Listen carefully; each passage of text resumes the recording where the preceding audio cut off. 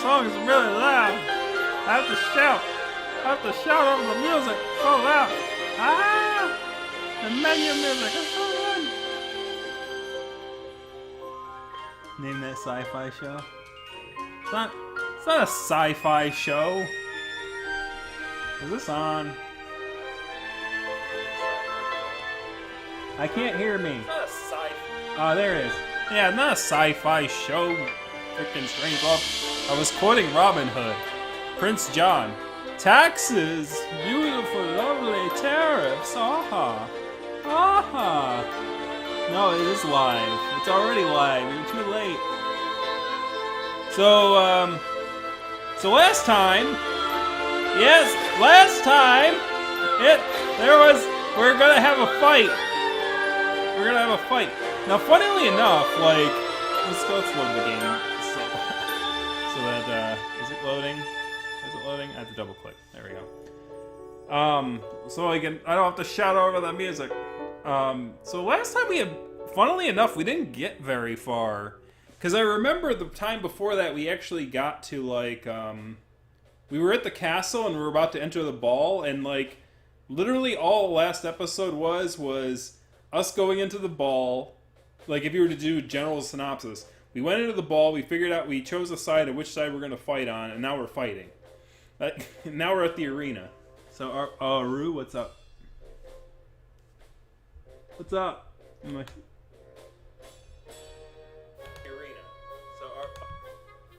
What's up, Golden Bonnie?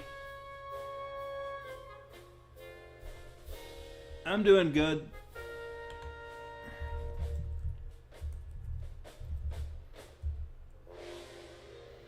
Is that what we were waiting for? I don't know.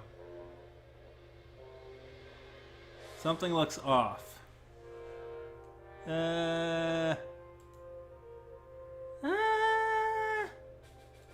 Is something off? I don't know, it looks pretty clear to me. Maybe it's, maybe the thing. We'll see. Like, I'll get the characters on it. It looks a little blurry, maybe. Alright, so visiting the Colosseum will cause a long series of cutscenes to play. Doing so will conclude your visit to the region of Alerinthia. Knowing this, do you want to cover the 4th act finale? Yes. Let's do the 4th act finale. Let me pop this out. Pop out. Pop out, chat.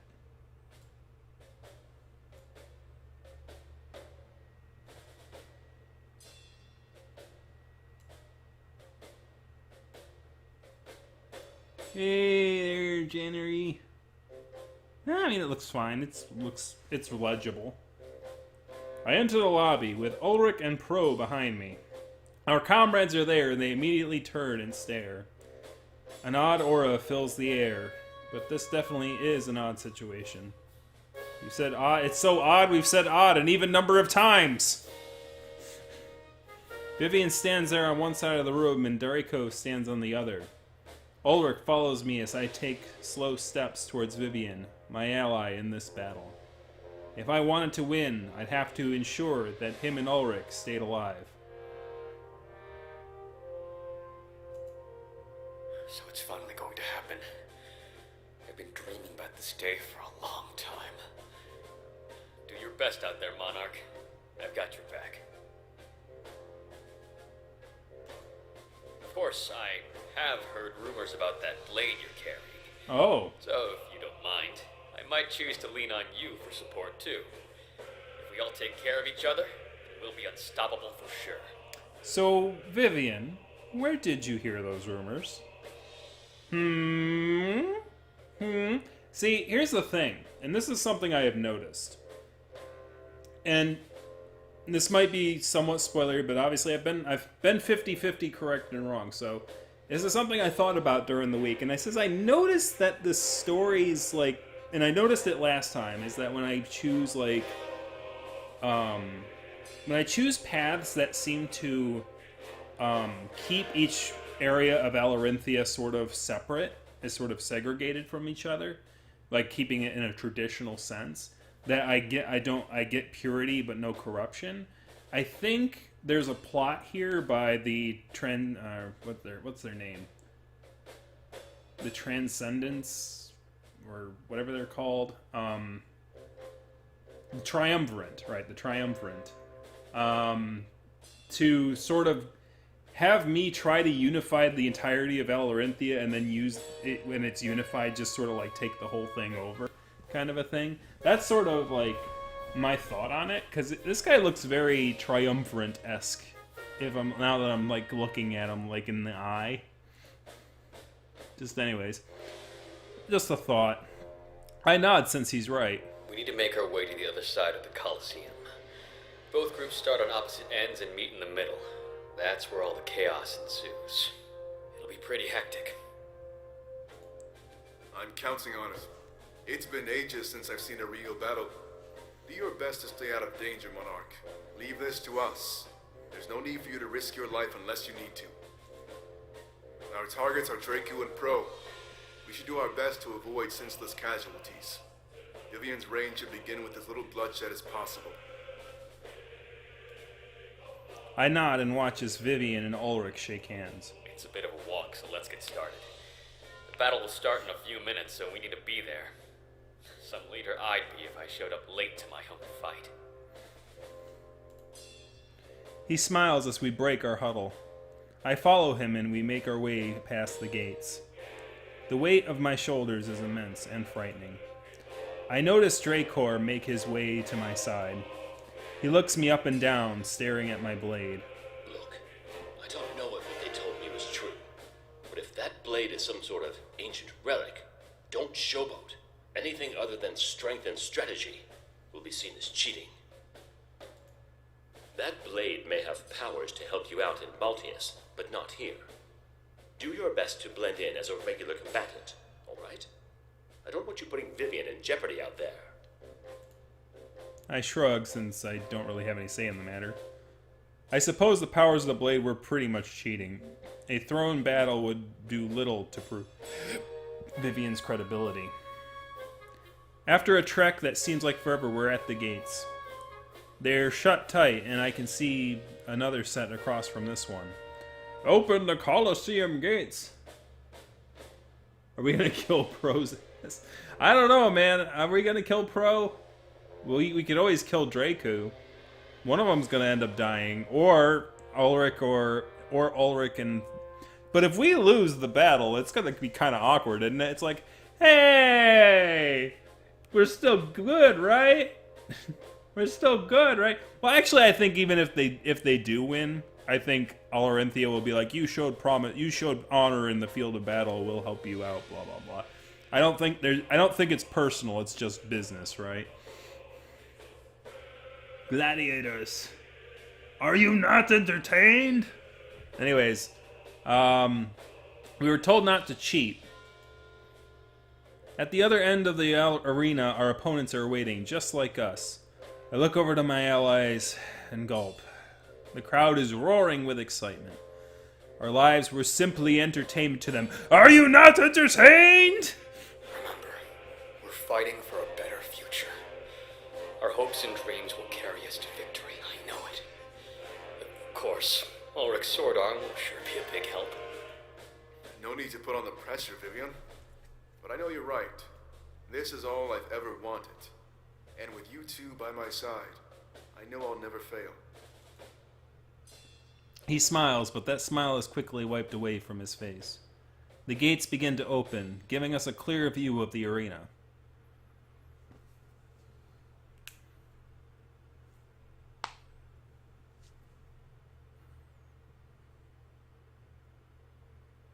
We take a few steps outside the gates and look around.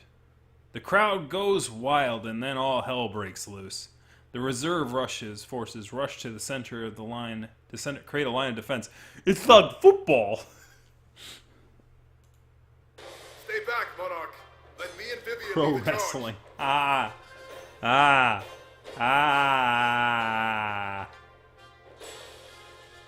Yeah, just make sure to stay out of danger.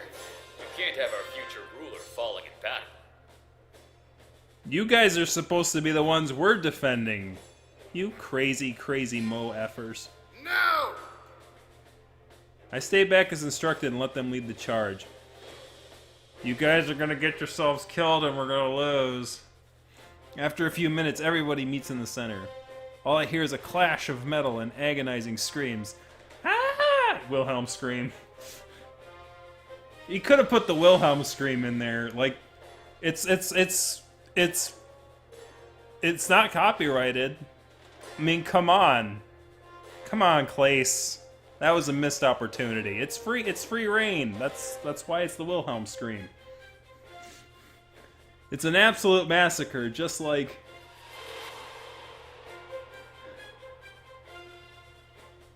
Gasp and take a few steps back. Anxiety coursing through me. It feels like I'm right back at the Rebel HQ. Everyone's dying. I clutch my chest and start to panic in the arena, my breath short. What's going on? This has never happened before.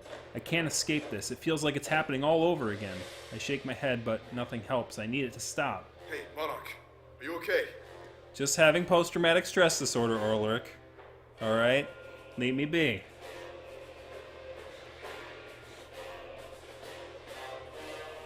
I'm unable to respond as enemy shoulders close in on me. Genovo, usually these conclusions I've noticed don't have many choices in it. Usually the choices that you make up to that point. Because this is, like, I'm flashbacking to the end of Act 3, which had a lot of deaths in it. And I really didn't get a choice till near the end. So that was kind of the warning, is that you're about to hit a dialogue thing. Draco's reserve forces, our own men, are coming to attack me. Or were they? I have no idea if they'd actually follow through. Like, Pro's probably gonna backstab them or something. Censor place. And thanks to the sudden interruption, I'd never find out. Monarch! Ulric rushes to my side and pushes me on the ground. I hit the floor with a loud thud and I'm knocked back into coherence. However, this did little else to redirect the attention to him. With almost a dozen men charging toward him, he stands his ground. Unsheathing his sword, he sizes up the oncoming attackers. One single swing later, they're all knocked to the ground. It seems he's shown them mercy, as they squirm on the ground injured. I'm not sure what he's calculating, but that was impressive. It's almost like he knew exactly where to swing for maximum effect. It hurts me to see him harm our own, but there was no choice in the matter. Forgive me, Monarch. It was either them or you. I had to make a decision. Give me your hand. We need to keep things moving. Why are they coming after me instead of you? If I die, then they have to still fight. If you die, then the game's over. What are they doing?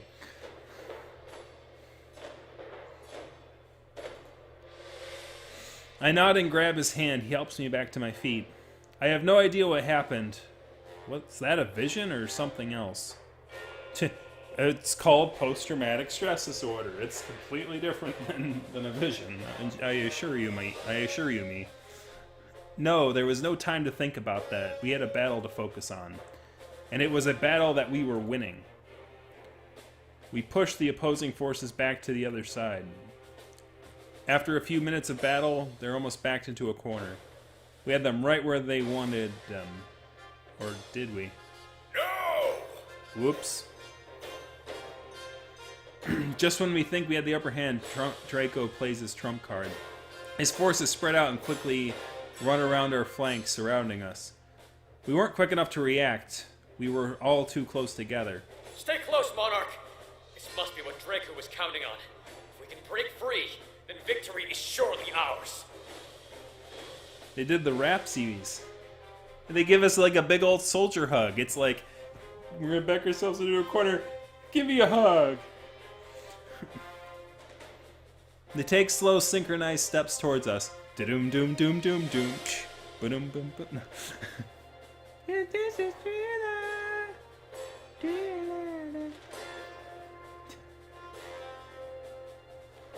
gladiator drama. You not entertained?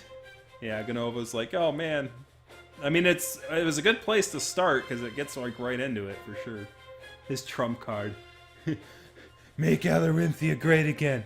We're gonna build a big, beautiful coliseum. Biggest, beautiful coliseum ever. They take slow, synchronized steps towards us. We all look for a weakness, but we can't find any. In a few minutes, they close in on us. The strategy, it seems desperate. That means he doesn't have anything else up his sleeve. Get us out of this, Monarch. Use that blade if you have to. Cheat, you mean? They raise their blades and ready themselves to attack. They're still far away, but it is enough to intimidate us. I reach for my own weapon in response and unsheath it. I take slow steps forward, matching their synchronization. They stare at me, confused, and some of them even scoff at me. So you think you could dance? Let's dance! This is my chance to shine. I have to save us all from this trap. Gripping the blade tightly, I try to figure out how to activate it.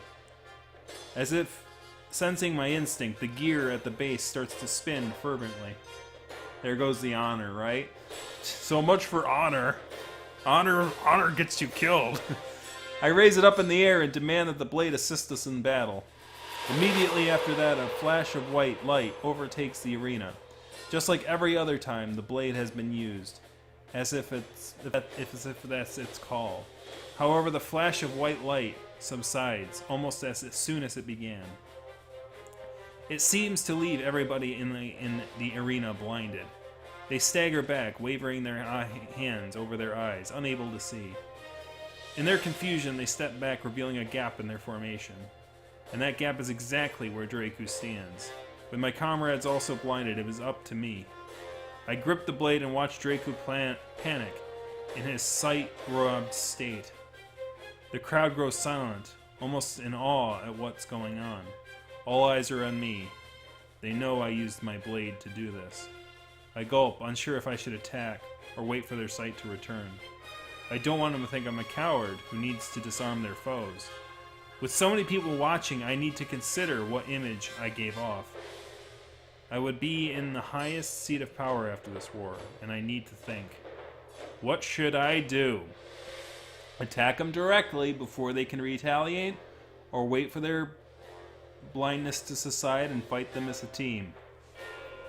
Shall we be honorable, or shall we go, sand in your eyes, beep, solar flare? No! Why do you use the solar flare? That's an escape technique.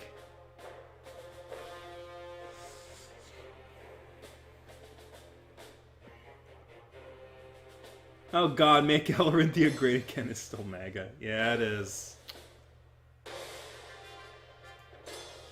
Alright, so we have two people saying to heck with honor, just do it.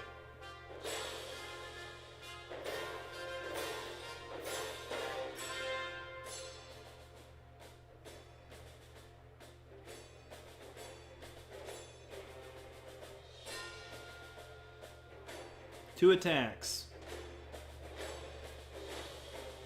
3 attacks. This is looking like we're gonna be. We are the Romulan Empire now. We are no Klingons. All right. 4 out of 4. It looks like.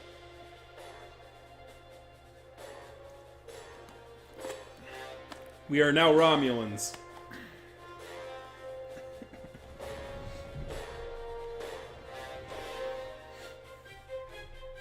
I grab my blade and guide my body to a battle-ready stance. This is it. I was about to decide the fate of Alerinthia. It would be over without the death of my comrades. I prepare to charge, but then everything changes. I feel a grip on my shoulder preventing me from moving. Turning to face the source of the intrusion, I tremble in fright. It was Ulric. Sorry. I can't have you getting in the way. I have to do this, Monarch. Please forgive me. Oh, he's gonna kill him. The grip on my shoulder tightens into something more crushing. His aggression is clear, and for the first time I'm frightened by him. He holds up his blade and repositions his hand to use the base as a weapon, and he smashes it against my face repeatedly. I scream and fall to my knees. Blood pours from my nose. My vision gets hazy, and soon I fall to the ground completely. Looking at the gap in the enemy forces, I see Pro step through. He holds out a dagger at Ulric, who holds out his blade in turn. The light still blinds more of the other fighters, making this a one-on-one battle. I reach out and try to stop them, but it's no use. They immediately charge at one another. Pain resides through my entire body, and I'm almost unable to focus. Their weapons clash again and again, and I finally see Pro fight. He dodges with grace, almost like watching the moves of a dancer. Give it up, Pro. This is what I was meant to do. Changing Alerinthia means everything to me. I can't let you win, Ulric. We need Dracu's strength to take down the Triumvirate. You can always come back and change things after the war. Never! They continue to fight, ignoring each other's pleas. But they'd have to do it something quick. The other soldiers are shaking things off. I kept trying to crawl toward them. Their battle was with Vivian and Dracu, not each other. Are you really willing to die for this? Think about what Dracu can help us accomplish. If the choice is between fighting alongside Dracu and death, then yeah, I'm willing to die for this, Pro. But I have to ask, are you willing to kill me in the name of my enemy? Yes, of course. He looks nervous, like Ulric is calling out a bluff. He takes slow, immediate steps towards Pro. In response, Pro started to panic and step back. If you're willing to kill me, then do it! Show me that our friendship means nothing to you! But we're family. It looks like Pro is about to cry. No, that's just an excuse you made up. Why are you saying this? Because I don't believe you're willing to kill me. But I stand here, ready to kill you at a moment's notice. That need for friends and family to be loved, that's your weakness. All I've ever wanted was to change this nation for the better. You, Domek, the monarch, you're worth less than pawns to me. So I'll give you one chance to kill me. Take my life, or lose yours. Ulric, stop! In response, Ulric readies his blade and steps closer to Pro. There's nothing I can do anymore. I'm practically choking on my own blood. Any weak cries I emit can easily be overtaken by the chatter of our audience. A chatter that soon turns into a roaring applause. Pro lunges forward to attack Ulric, but he quickly counters. Gripping Pro's arm, he quickly seizes the dagger for himself. So that's the way it is, huh? You're full Pro. Always were. Throwing his own great sword to the ground, he stares into Pro's eyes. Pro trembles in fear, realizing he played right into Ulric's hand. He dodged Pro's erratic attack, rather than launching his own. Ulric, let me go! As he holds Pro firmly in place, he closes his eyes. Sorry it had to come to this, but know that your death will create a better nation. And hopefully, that will lead us all to a better world. He plunges the dagger into Pro's gut multiple times. The look on their face reminds me of Shane and Domek, but something tells me Pro wouldn't be as lucky. I can hear him cry and whimper as he falls to the ground. Looks like you were finally good for something. That's the last thing I can remember. Succumbing to grief and agony, I slowly pass out. The crowd goes wild as the soldiers finally overcome their blindness. They are greeted by the sight of a victor, but I only see a man who lost. An empty victory, and one that we should surely never fully recover from. Crying at our loss, my vision fades as I lie in a puddle of my own blood.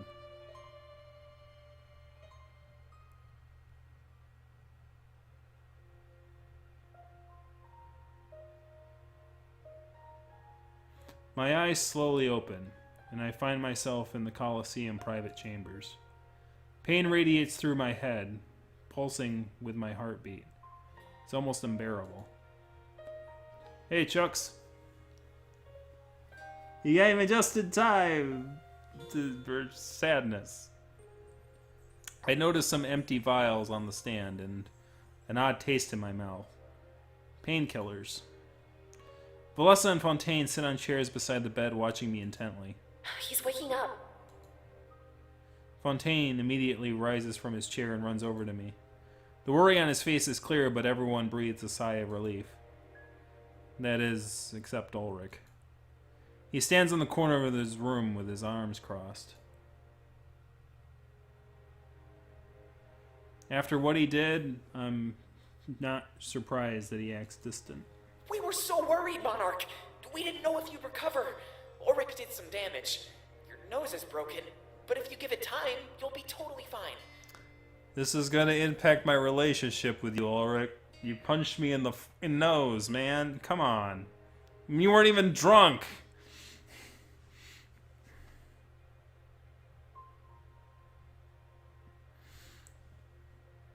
Upon hearing this, Ulric rolls his eyes. I can't believe it, but Pro is dead. Ulric killed him. Our alliance with Vivian was secured, but was it worth it? And that's not a question I could possibly answer. On one hand, that sacrifice could ensure the safety of millions, but we were comrades. Bonds complicated things during a time of war.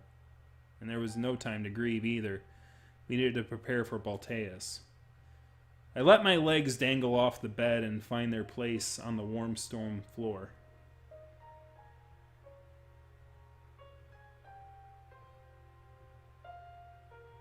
The messages YouTube tries to block. I know, it's weird, right? I don't tell it to do that. I can sense the denial in the air. Nobody wanted to talk about what just happened. So, what's the next step? Well, Gnova does now have an idea. He's a moderator now, if you see. In case, like, Strangelove isn't here to do it. Because I know he cooks and stuff, and he's got other things to do sometimes. So what's the next step? Oh yeah, she said that. I didn't have to say that. Dominic enters the conversation. With our alliance finalized, we need to head back to Museo. After some swift preparation, we'll launch the assault on Balteus. This is it. We've come away from this with more soldiers than ever. Howell steps forward and enters the conversation as well. The Triumvirate would not expect us to recover this quickly, but here we stand, stronger than ever before. We can win this war. We would advise not mulling over this sacrifice. It secured his victory. Yeah, Pro may have not sided with Vivian, but he sided with us. We're still going to secure the future he was fighting for. Alestia's future. He was a dear friend, and this loss will give me more power, more resolve. A good outlook. Wasting time to mourn could cost us this entire war. We must make our way to the docks and meet with Vivian. Focus on the things that are within our control, Monarch. Not to break the mood, but I still don't think Pro's dead. I mean, Pro and Ulric were talking a lot before this fight, guys. Like, they could have set up a thing to make it appear like he died. I mean, Ulric knows how this thing works. I'm just saying. I'm in the denial phase of the 5 stages of grief, but I'm sticking to it.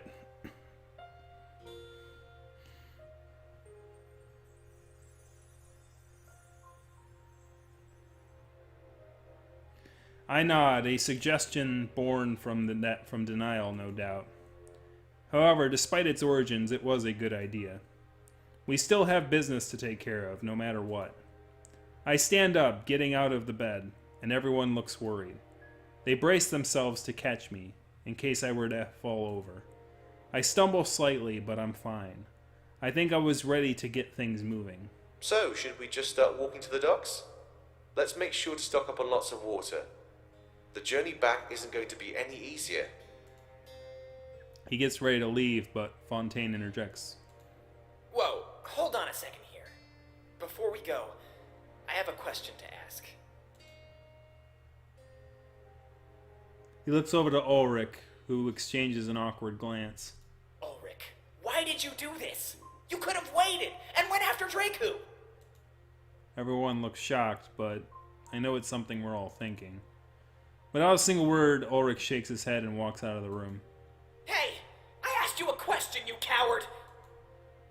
It's no use, he's already long gone. Likely to the docks, as I know he wouldn't abandon us.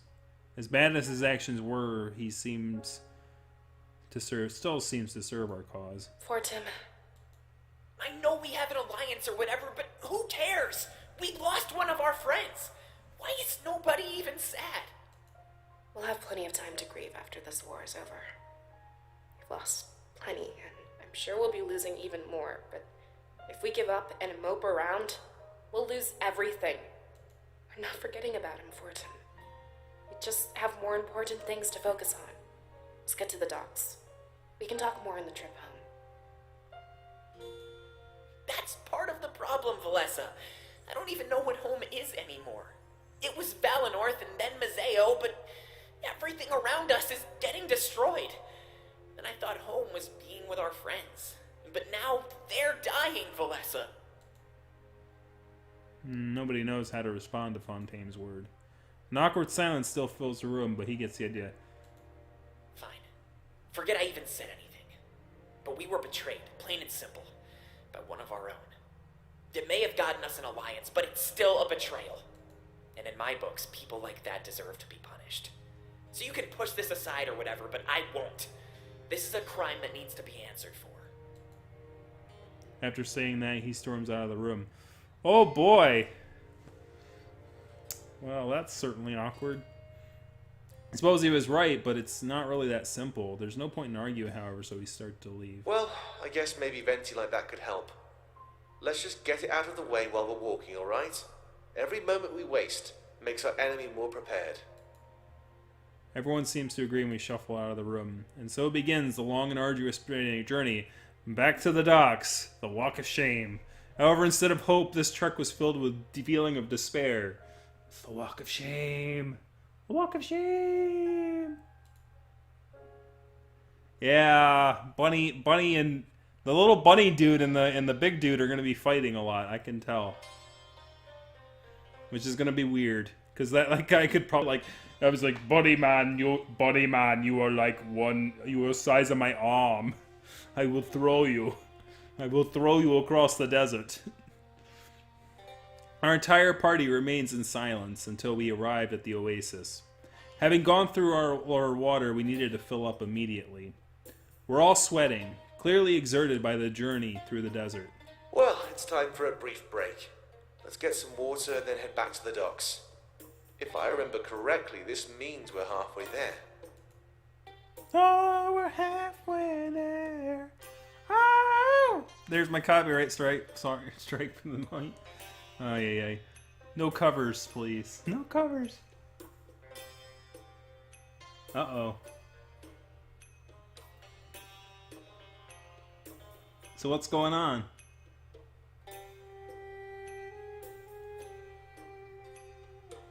Oh yeah, screenshot. We all nod and start to fill up our canteens with water, but while we do, I pay attention to what's going on around me. Ulric makes sure he's standing beside Fontaine while he fills up the water. Fontaine notices this and seems visibly angry. It's totally understandable. What do you want? I just wanted to apologize, Fortin. You'll understand soon. I had no other choice. You'll understand soon. He's waiting for us at the docks. There's no way you're sorry, Ulric. I saw no hint of remorse on your face when you killed him. And even now that you're apologizing, you don't look sad at all. That's not true. I'm being serious here. Well, so am I. Just leave me alone, Ulric. We'd all be better off without you. Ulric takes a step back, hurt by Fontaine's words. If he wasn't sad before, then he definitely is now. Fine. He walks away from Fontaine, considering the conversation over. As harsh as Fontaine was, I think he's saying what's on a lot of our minds. Almost everyone has been treating him with disdain since the battle ended. After we're all done gathering water, Fontaine approaches me. He looks so conflicted. After all, he's the only one being vocal about the situation. Especially after his outburst just now, he started to wonder if he's being too emotional. Come on, Monarch. You have my back in this, right? What happened was way out of line. I know that everybody is focusing on the war right now, but I can't do that. This is just too much to take in. What should I do? Are you going to forgive this? So I'm blind answering here. I think it was all a trick. Clearly, Like, they were talking a lot when we were walking out there. Didn't you see that? No, I'm sure that's not a response I can possibly give. So what are the actual responses? I'm so shocked I don't know what to think right now. I don't think I could ever forgive the murder of a comrade. Yes, everyone deserves a chance at redemption. Alright, so we have one yes.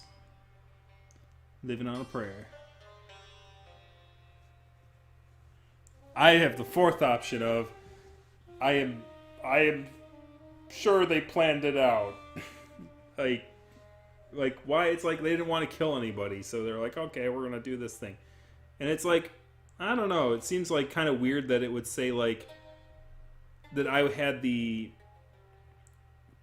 because I had unlocked the scene, right, of the heart to heart with Pro, and it said like before I had gone out to the battle, when I said I do forgive you for fighting us, right? You know, it was like, oh, you unlock the thing, see it when you get back there, and it's like, well, if he's gonna die, I don't see how that would be possible. I don't know. It's a trick, yeah. So we have yes, 1. So yeah, okay, so we have 3 yeses. We're pretty good there. Yes, everyone deserves a chance at redemption. Hopefully this doesn't hurt you, apple sharing boyfriend. Do they really, though? If the Triumvirate ask for a second chance, you'd give them one? I don't think that's true. It's just harder because we're all friends. But then why should friends get a free pass to commit atrocities? This whole thing is just so messed up. It doesn't make any sense. He should be punished, just like any other criminal. Shouldn't he? I shrug, unsure how to respond to that last part. He did kill a comrade, but it secured us a powerful alliance. We have to wonder if such actions cancel each other out. One life gave us all the power we need to win this war. But at the same time, is it right to reduce a life to something like that? A bargaining chip on some sort of table containing all of our lives.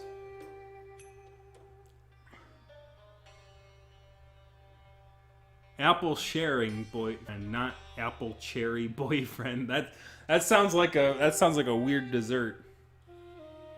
Apple cherry boyfriend. All right, that's his name from now on. This is war, Fontaine. Let me see your war face, Fontaine. Ah! This is something we'd have to talk about to the entire group. I may be in charge, but it affects everybody, not just me. That's what I let Fontaine know. It's the only right way to handle this. All right. But just take my advice. Don't do it while everybody is still in shock. Let them process these events and form an opinion. I nod, and it seemed that we were all ready to continue. I nod, and it seems like we're ready to continue. Since we're already halfway to the docks, we'd have time to think. But something tells me no time in the world would get this all sorted out.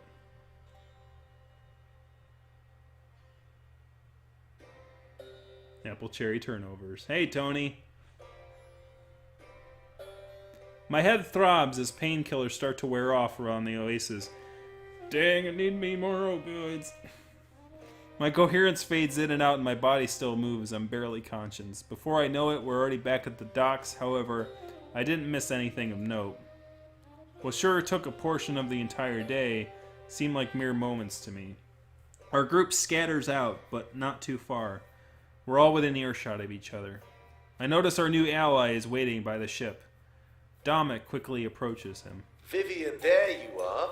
How does it feel to be the It's a one in castle. power? Stay all those foods, man. You make me hungry. It's hard to believe, actually. I expect that it'll set in after the upcoming battle. I'm a man of my word, so I need to help you out first. Wait, don't tell me you're coming with us. Don't you have things to take care of over here? It's nothing that can't wait a few days. The attack is happening pretty soon, right? I can leave things in the hands of a few friends for now. Fair enough, and yeah, you're right. We plan to launch the attack within a day or two. Once we get to Museo, we need to take care of business. I mean, final goodbyes and stuff like that. After we leave for Balteus, we might never return. We need to make sure that we leave with no regrets. So it might be possible that Pro is actually dead. because Vivian might take his place as the 6th person on the team. So that might be a thing. So maybe I'm wrong again. This is good because it's like there's been a 50-50 shot where I'm like, yay, I called it, and no, I didn't call it this time. Have a little faith, Dominic. If anybody can take down those gods, it's us. We just overthrew an entire nation. I think that's a good sign. At that moment, we're interrupted by the last person I thought I'd see. Or maybe... Gods? Don't make me laugh. Oh, it's You Sovi! know just as well as I do that they're weak. Like us. The true power rests with the one who can wield that blade. So Sovi's the one replacing Pro, I guess. Maybe I'm wrong. But I did say Sovi would be replacing, like, Ulric or something, right? I did say something like that last time, so... I'm abandoning the conspiracy theory. Yeah, I am, actually. Because I did kind of call that Sobi was going to come in on this. And so, like, it's either that is true or the other one's true, and I don't think both of them are true, so...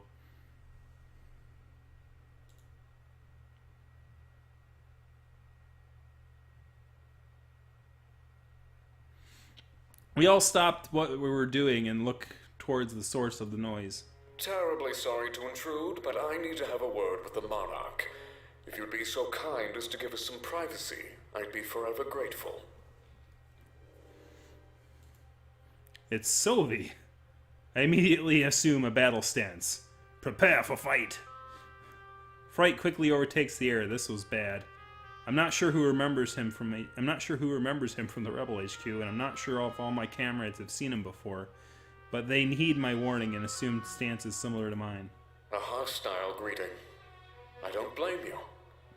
You're only treating me the way I treated you. He takes a few steps forward and I do as well. I notice that he looks at Dominic, a man that he thought was dead. A hint of emotion shows on his otherwise cold face as he does this. So after this hostility, I expect mercy. Remember, if it weren't for me, you'd be dead. He immediately gets on his knees and holds out his wrists. I submit to your authority. Restrain me any way you wish. I only want to talk. When you get back to Mazeo, we can go our separate ways.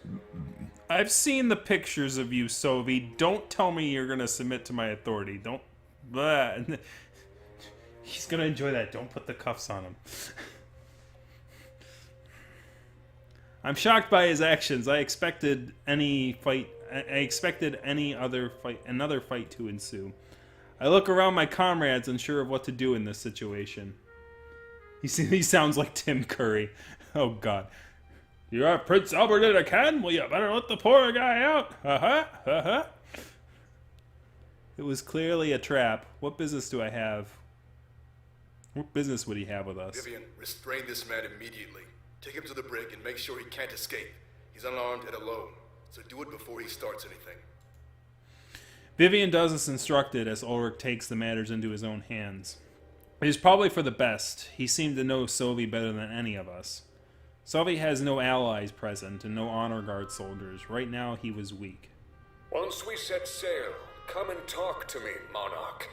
I have some information that you might want to hear, including the true identity of the mole among your forces. He's dragged away with what I interpret as a sinister smirk. It's likely that he couldn't be trusted. That's obviously psychological warfare. Yeah, his voice is pretty cool. I don't know if it's the actual, like, because I know that some of these characters are personas. Like, in the Major Minor, they were all, like, furries. I even met some of them, like Rook, the ferret guy. Like, I follow him on Twitter now. It's kind of funny.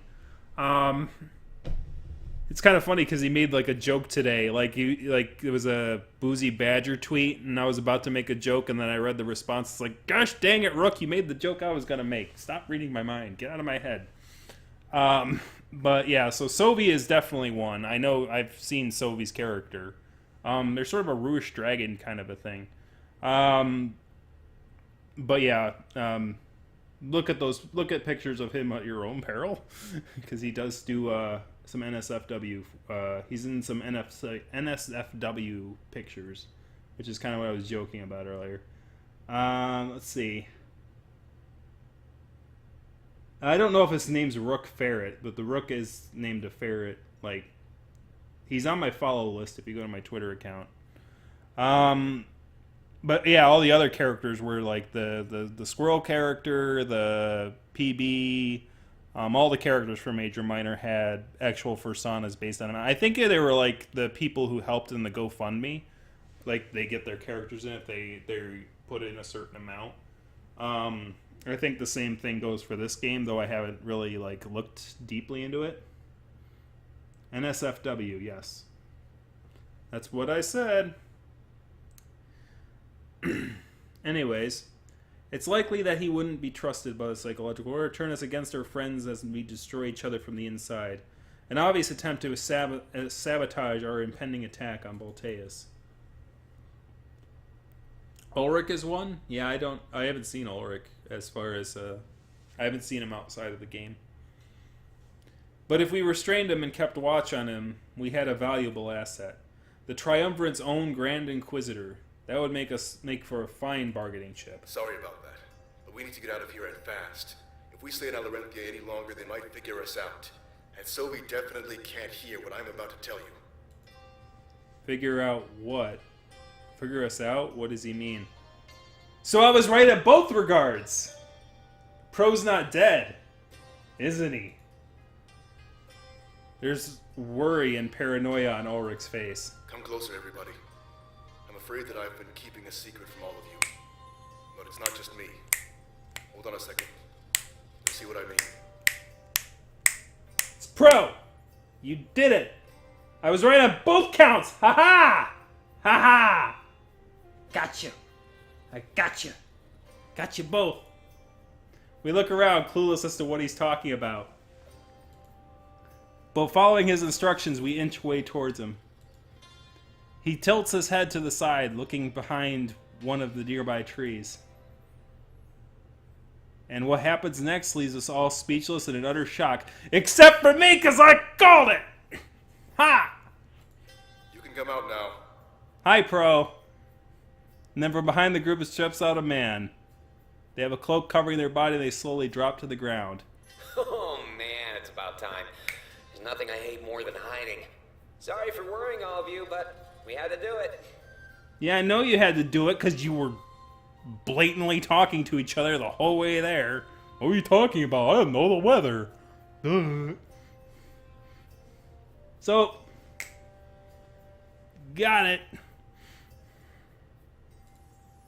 Pro and Ulric high five and give each other a tight embrace. Yeah, I'm not the best actor, you know. I think people were starting to see through our lies. Yeah, I saw through it like before we even got out to the battlefield. Bleh. Hopefully no one else figured it out because it's like, aha, you guys still are not in charge of Alerinthia. Before Pro can do anything else, he's bombarded by hugs by the comrades. You dick. Another moderator just handled this before I could click it. The man we thought was killed in cold blood now stands before them. It was ketchup packets the whole time. I'm shocked and confused, but also relieved. What was going on here? Hey, come on, cut it out. It's enough to know you missed me. But we really need to get going. Fast. Yeah, if they find out we cheated, we're done for. I know you want an explanation, so let's talk about it on the ship. We should set sail right away so nobody catches on to us. They start to walk to the ships, but Demex stops them. Wait, you cheated? How are we going to break this news to our new partner? If they find out, they might just break off our alliance. What? It's Vivian. Vivian was like... Oh, Vivian would probably be fine with it. If it was the other way around, then it might be a... Well, I don't know. It worked out in their benefit, so I doubt they'd care. Let's get going. We'll explain the story on our way home. I'm so confused. Don't worry about it, Domek. We made it out of this without any casualties, really. A few members of the reserve forces died, but that's it. Pro, how disrespectful. It's like, we made it out without any casualties. Oh, wait. Yeah, those guys died over there. Yeah, those guys. Yeah. Long live John Smith and Peter and John Doe and Jane and Gary Sue and Sue. Thankfully, none of our seers fell in combat. We have more strength than ever before. That's what matters. Attacking Balteus will be as easy as the snap of a finger. All right, then, I trust you. But you better have a good explanation for this. Let's get going, everybody. We have a long voyage home. Dominic and Ulric all got on the ship. Are we going to have cool music going back? Because that'd be great. We need some Foxmore music.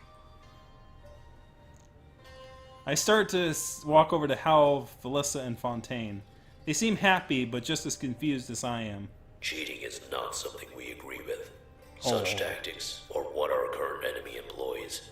This journey seems to be changing all of your values. You a man of honor, Hal? I mean, you kind of rose the body from the dead. I think that's kind of cheating. But he's still alive.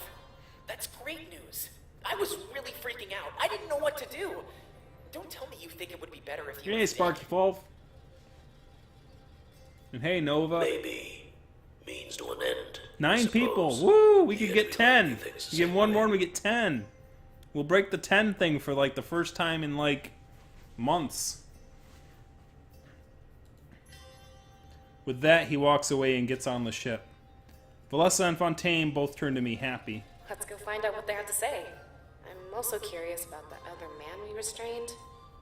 There's so much going on right now, I can barely think. You introduced each other in your visions. Yeah, I want to figure everything out. I was worried Bring your we'd be attacking friends. Balteus without all of our friends. Actually, I think... But to know he's still alive? I can't even begin to describe the relief. You are 10? I'm seeing 9 watching right now. I think the highest count I ever got was during the Rage Hound raid. During when I was streaming the DLC for the DLC for what's it called? Sonic Mania. I think that was the highest it's gotten. Oh, it doesn't count you as a viewer? Oh. Huh. Well, that's funny. We make our way to the deck of the ship, but Valessa's words stick with me. Everything was moving so fast, I almost didn't know what was going on. Actually, I already knew what was going on, because I said it to everyone here, like, multiple times. I'm aware of it. Thankfully, we had a long trip to home to get everything figured out. And that was my goal. We'd get back to Mazeo with no questions left unanswered. No matter how shocking the answers were and whether or not I regretted learning them. We seemed to be running out on everybody's agenda but my own. Everybody had their own plans. It was time for that to change. Turning the tables.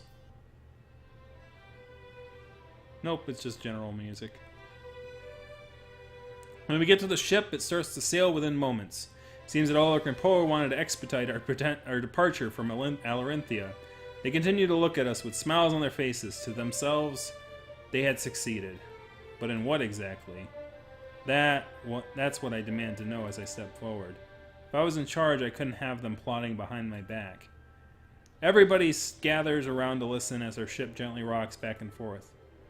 Though relieved that we were no real casualties...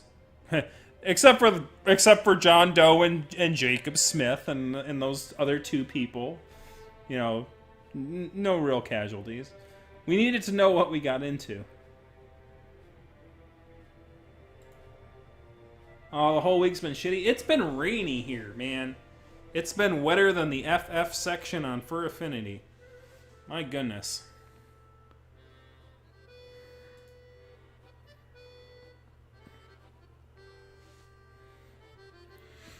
If they wanted to leave so fast, was it so bad that we would never come back to Alerinthia? Whoa, it's not that bad, trust me. But it's definitely the biggest score of my life. I mean, swindle an entire nation? Amazing! He continues to talk, his pride apparent. It all started after the attack on our HQ. Domek cheated death, and we rose from the ashes. Then, we were going to Alerinthia, where I knew we'd be fighting. So I thought, what if we could cheat death again, but to our advantage? There was so much room for error that we stepped in to even the odds. I knew that Ulric would side with Vivian regardless, so I went to him. I didn't want to work with Pro at first. It seemed like a plan doomed to failure. Could we really cheat an entire nation, right in front of their own eyes? Obviously, it sounds impossible, but Pro was pretty insistent. And it kind of was like, it kind of did jut out that Pro is like so quick to go, I want to be your champion. Like, it's like, really?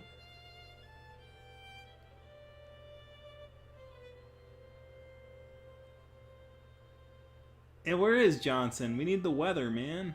We need the weather. Hasn't rained there in over a month. Where are you from? Are you from the desert, Golden Bonnie? My sub pump has been working like it's been spitting out things like a bulimic like a person who's just like has stomach diseases or someone who had bad Chipotle or something. It's just been spewing out water like blah. Get the water out of my house, blah. Exercise the water from my basement, blah. Indiana. Oh, that's not too far. Well, it's better than like the feet of snow that Montana got. Like crazy stuff. He came up with a solid plan. I'd fight with Vivian and he'd fight with Draco. If we were both on opposing teams, we could throw the battle in any direction. So that's what we did. We ensured victory for the side the Monarch chose. Of course. It was easy enough to manipulate Draco. I mean, he thought he was the one manipulating us. But it was my plan all along to fight by his side. After that, all we needed was this. He holds up a dagger, the same one that was used in the Colosseum. Stabbing it through his hand, that's when the true nature of the weapon was revealed. Rather than piercing his hand, the blade sunk into the handle to the dagger. It was fake. Along with some chaos and acting, they believed the battle was over. The chaos, of course, was the moment the Monarch used the blade. We pushed you toward using it so we could have our opportunity. That's really all there is to it. None of you could know until it was already over. If information was leaked, everything would be for nothing. You're free to come back to Alerinthia, but we might stay behind. It was just in our best interest to get away before they figured things out. So yeah, a new alliance, minimal casualties, and a great story. But we may stay behind, so that way when we're redoing this scene, no matter which way we did it, we don't have to say which one of us has to actually stay behind, which in this case would be Pro. Ulric, it shouldn't really matter, right? But if Ulric was the one who had to fake his death in the other alternate timeline, then of course, you know, how is the story going to know that it was going to be one or the other in this case? I'm seeing through the timelines, Hal. Stop, Hal. Take it back. You take back this little timeline-looking thing. You stop, Hal. Take it back. I'd say this was an all-around success. And you? Yeah, I can't believe we really pulled it off. I think this might just be my masterpiece. They wait in silence for our response, but their faces are beaming with pride. It seemed like a simple enough plan, but it was definitely risky. The moment we set foot in the Colosseum, they were in real danger. But that only shows they're off their resolve. They were willing to die for this. However, something feels off about this. It was too perfect, too convenient. I'm not sure. Ulric was willing to throw everything away. I mean, I sided with Vivian, but that wasn't a guarantee. Had I sided with Draco, he would have lost his chance to change Alerinthia.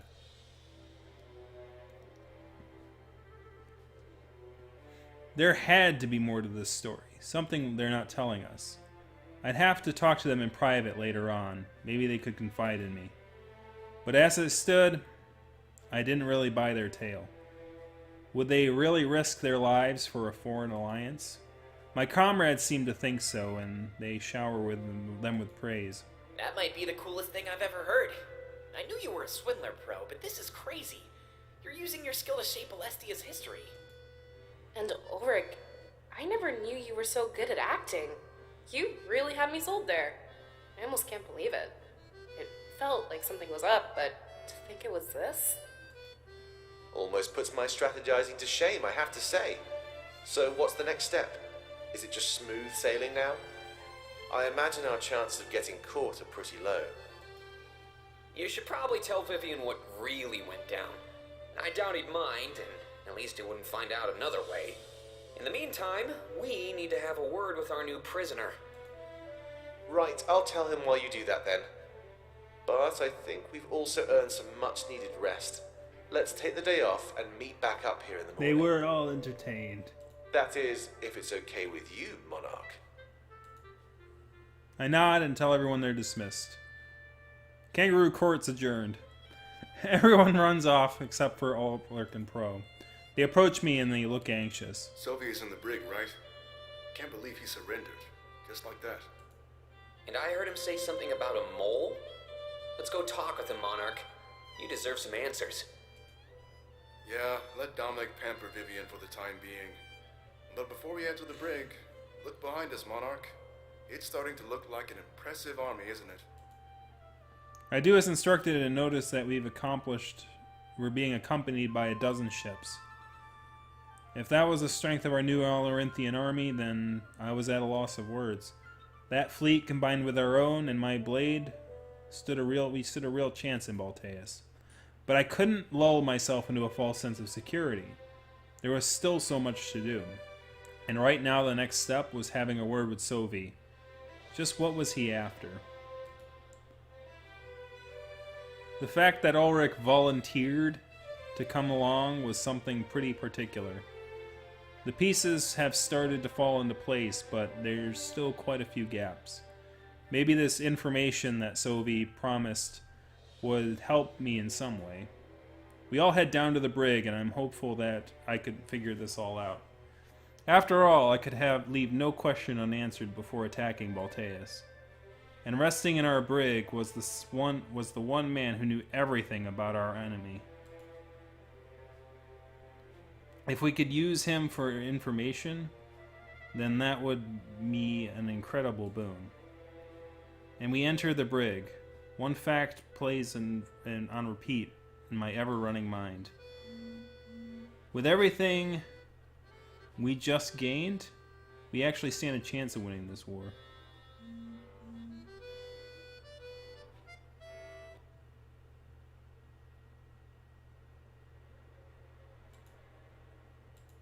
The brig is dark and we can't see much at all. That is, until our eyes adjust and we immediately see Savi. Alright, I don't know if Savi's going to be able to join us or not. Like, he's definitely not one of the 6 now. Like, I kind of was like, oh, maybe he'll become one of the 6, but obviously, like, that sort of fell on the wayside now that we have Pro back.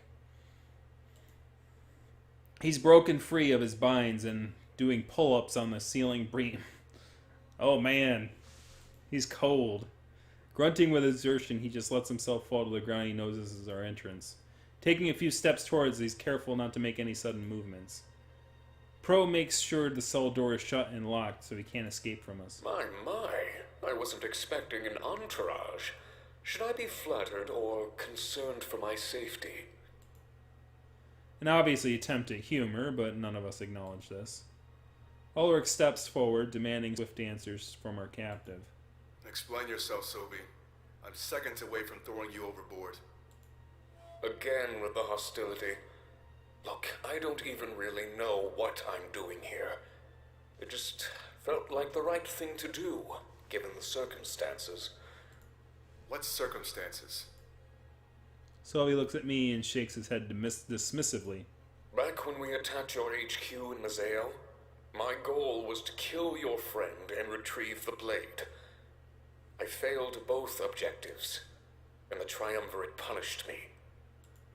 I see. It's true, Selby did show me mercy during our brief encounter. He had my life in his hands, but he chose to run away instead. He saw nothing He saw something when he touched the blade, I could tell. And now that I know the truth about the spirit realm, I think I know what he saw. The monarchy, he must have been the same truth that shocked us all. I asked if it's true, and almost certain that I'm correct, and then he then confirms. You are correct. I found out that the Triumvirate was lying to me. I let you live because I wasn't sure of what to do next. I'm still uncertain. When I got back to Balteus, they punished me by placing me in exile. You expect us to believe this? Sylvie, you're nothing but a mindless slave. The monarch survived because of his strength. I could tell Ulric that Salvi is speaking the truth. I explained what happened while we were alone near the idol. See, Ulric? You're always so paranoid. Listen to your friends before making snap judgments. I have a lot to say, so you better learn to trust me again. Don't count on it. He walks away and stands in a nearby corner. Sensing an opportunity, Pro enters the conversation. So, what did you want to tell us? Around here, you need to earn your keep. Ulric was serious about throwing you overboard. Well, this is where it gets complicated. I still consider myself a servant to the Triumvirate. But Halen? Well, I want nothing more than to see him fall. I'm not here to hurt any of you. Not this time. As you can see, even though I broke out of my binds, I am playing nice. Right now, all I can offer is information to aid your attack on Balteus. And why would you want to help us take down the Triumvirate? Doing so would involve taking down Halen as well. He sold me out and got me into this whole mess. Okay, and let's say we take down Halen. What then? You'd be reinstated as Inquisitor and just stab us in the back. You speak as if people aren't capable of playing both sides. Either way, I don't know. I'd make my choice when the time comes. I know, right? Play both sides. Yeah, like you guys did in the desert there. What makes you say that so easily? You've served the Triumvirate for your entire life. No, not my entire life. They welcomed me with open arms when I was young and broken. Now here they are, inflicting the same wounds they had promised to heal. Is that supposed to make sense to me? No, because it barely makes sense to me. Now, Pro, will you let me say what I have to say? Sure. Sylvie sighs and crosses his arms. If you want to take down the Triumvirate, you'll have to enter their chambers. I've never seen them leave, and I don't expect that they ever will. I always thought they were hiding, but I don't think that's true. They're vampires and they must stay within their coffins. There's something at the back of their chambers. Something off. It's like a spirit idol, but the very sight of it fills me with fear. I'm not sure what it is, but I have a few theories about it. I'm shocked he's actually telling the truth. I've seen this idol in my visions of the Triumvirate. Could it really be true? Is he doubting his masters? I think that maybe it's their source of power. But I'm probably wrong, as that seems to be the trend lately. Either way, its destruction should be your top priority. It lines up with what I was told in my visions, but I was unsure if these visions were tricks. In them, I was drawn towards this special idol. A spirit idol in their own chambers? But those are conduits for the monarchy. It makes no sense that they'd keep one close by. Their main goal was to destroy all of the idols. Nice try, but I'm not going to believe any of this. Let's go, Monarch. We'll ditch him in Mazeo. Pro and Ulric start to leave, but I tell them to stop. I let them know that Salvi's telling the truth, as odd as it sounded. I saw the same idol in some visions I had of the Triumvirate's chambers. Visions of the Triumvirate's chambers. When were you going to tell us about this? Solvi scoffs, clearly amused by their reactions. I'm not finished yet. Our attention directed back toward him. I suggest that your attack focuses on entering their chambers. There, you could take down both them and this dark idol. However, you would have to fight your way through Halen. And that's where my next piece of information comes in. Halen may seem just like you and I, but he's not. The Triumvirate created him with that blade. What? He was made to be the perfect soldier. He would always serve his masters, no matter what. Little did I know that loyalty was stronger than our friendship. You tried to make friends with a thing made from a sword? You crazy, Solvi. It's kind of your fault, you know? Come on. He's like, he was supposed to be the most loyal thing ever. How could I have predicted that he would betray me?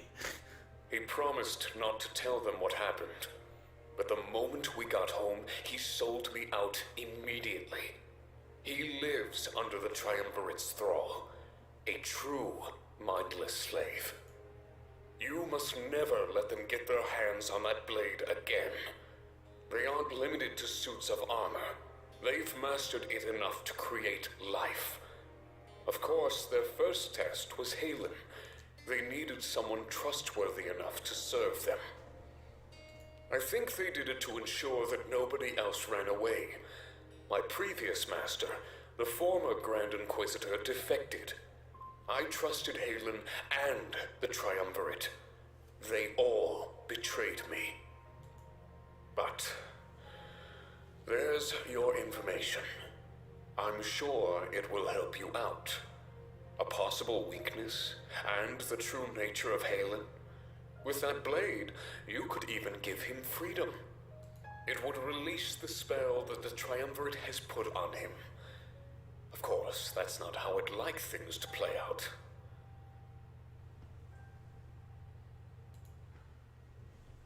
He smirks at me, and I can sense that what he's about to say.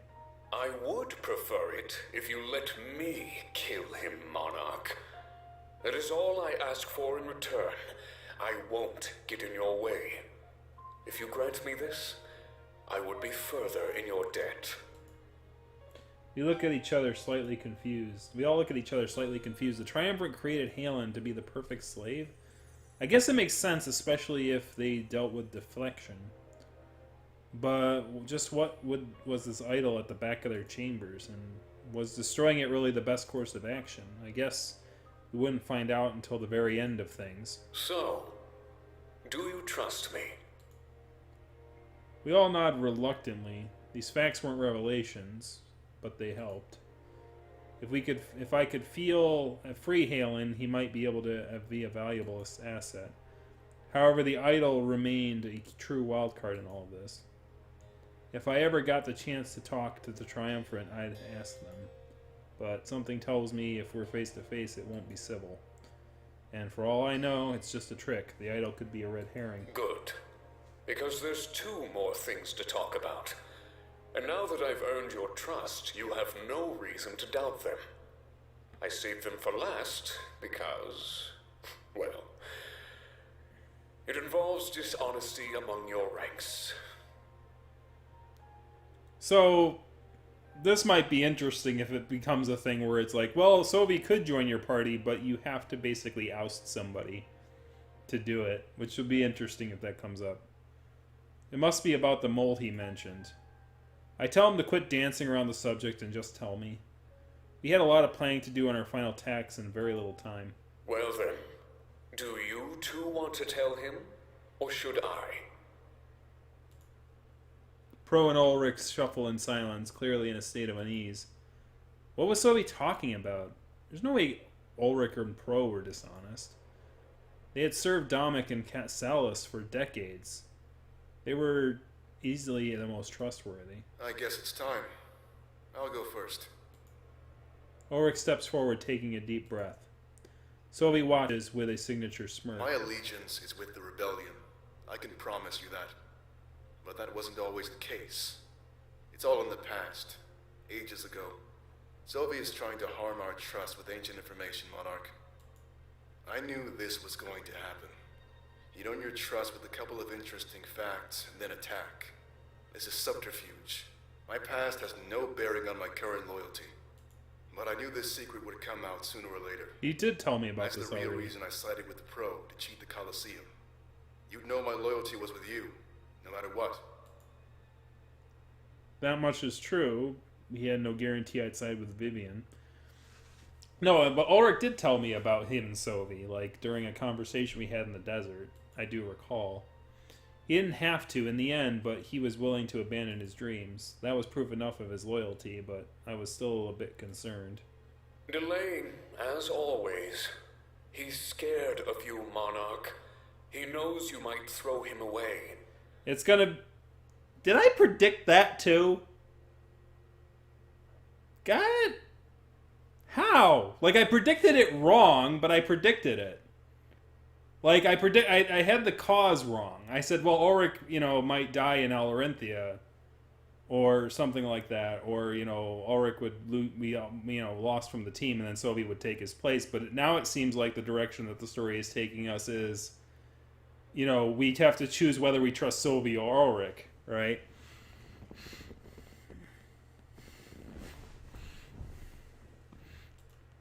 No. The Monarch would never do that. Not after what I did for our cause in Alerinthia. So go ahead, Sylvie. Watch your plan crumble and fall. I notice a weight lift itself from my back. The blade disappears from my scabbard. Sylvie is doing it again. However, much to my surprise, that's not what happens next. Ulrich sighs in both relief and fright as the blade appears in his hands. I take a few steps back, shocked. How in the world was this possible? Grand Inquisitor Ulric. That was lifetimes ago. Ancient history. He's using a dead past to try and hurt us, Monarch. Ulric was a Grand Inquisitor? Oh no, you got a headache again, Tom. I'm sorry. Man, those headaches suck.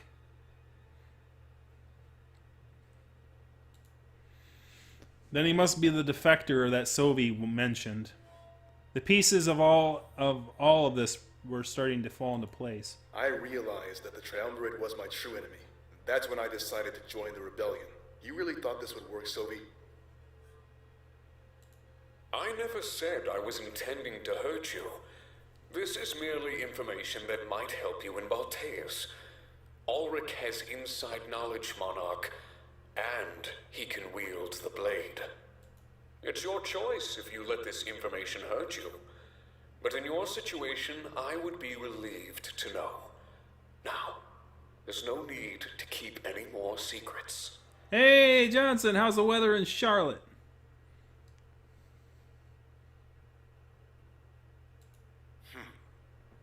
It's good to see you too, Fringe. I'm so confused now. Was Sylvie helping us or trying to hurt us? I can see how he might think that Ulric's past would harm our trust, but I can also see how sharing this information can help us out. Furthermore, the way Ulric handled the situation was extremely professional. Under any other circumstances, I might have taken this information badly. But he's right. It's in the past. He's gone on to prove his loyalty to me. The happenings in Alerinthia finally made full sense to me. He was securing my trust for when this secret came to light. Genius, really. I'd have to deal with him more later on, though. This conversation had a potential to explode, and I'm glad that it didn't. I know Ulric's real plan, but Pro still remains a wild card. What was he after? Yeah, Sylvie wants to kill his backstabbers. Yeah, he's a very vengeance character, isn't he? I turn to face him, and he takes that as a signal for it's his turn to talk. Ulric passes the blade back to me, and I place it in the scabbard. Pro looks worried. Perhaps his secret was worse than Ulric's. Go on. Tell the Monarch, Pro. It's time for him to know, don't you think? So what's my prediction on what Pro is hiding? What do you guys think Pro is hiding? Pro's a hard one to read. Because he's a pro. He's a pro at being prolific at... I have no idea, actually. I don't know if we kind of know this one. We'll see if when they start talking. So, I guess I'll start from the beginning. My parents abandoned me. They didn't die in the occupation like I tell everybody. I've always wanted to know one thing. Why? None of my 70 searches degrees and gave me raining. any useful information, so over time I grew more and more desperate. One day, the Triumvirate reached out to me. He looks down, ashamed. They said they knew the truth about my parents, but in exchange, they wanted me to give them information. Details about the rebellion. It seemed like a harmless exchange. Oh, Pro! You gave him information about the Rebel HQ that caused the attack that almost got everybody, that got most of us killed. Really? Really? Really? Really? Really? Pro was the mole. But over time, they started to ask for more and more. Hey, 11 I years, gave them woo! so many secrets, but got nothing in return. It wasn't much longer before 12, I quit. actually, because going by doesn't Had count, I enough guess. of their lies. But the damage was already done, wasn't it? Yeah. What was the last thing you leaked to them, Pro? The location of the Rebel HQ. The location of our new HQ. The tunnels. It was a good hideout, right under their noses. They'd never find it, unless somebody told them.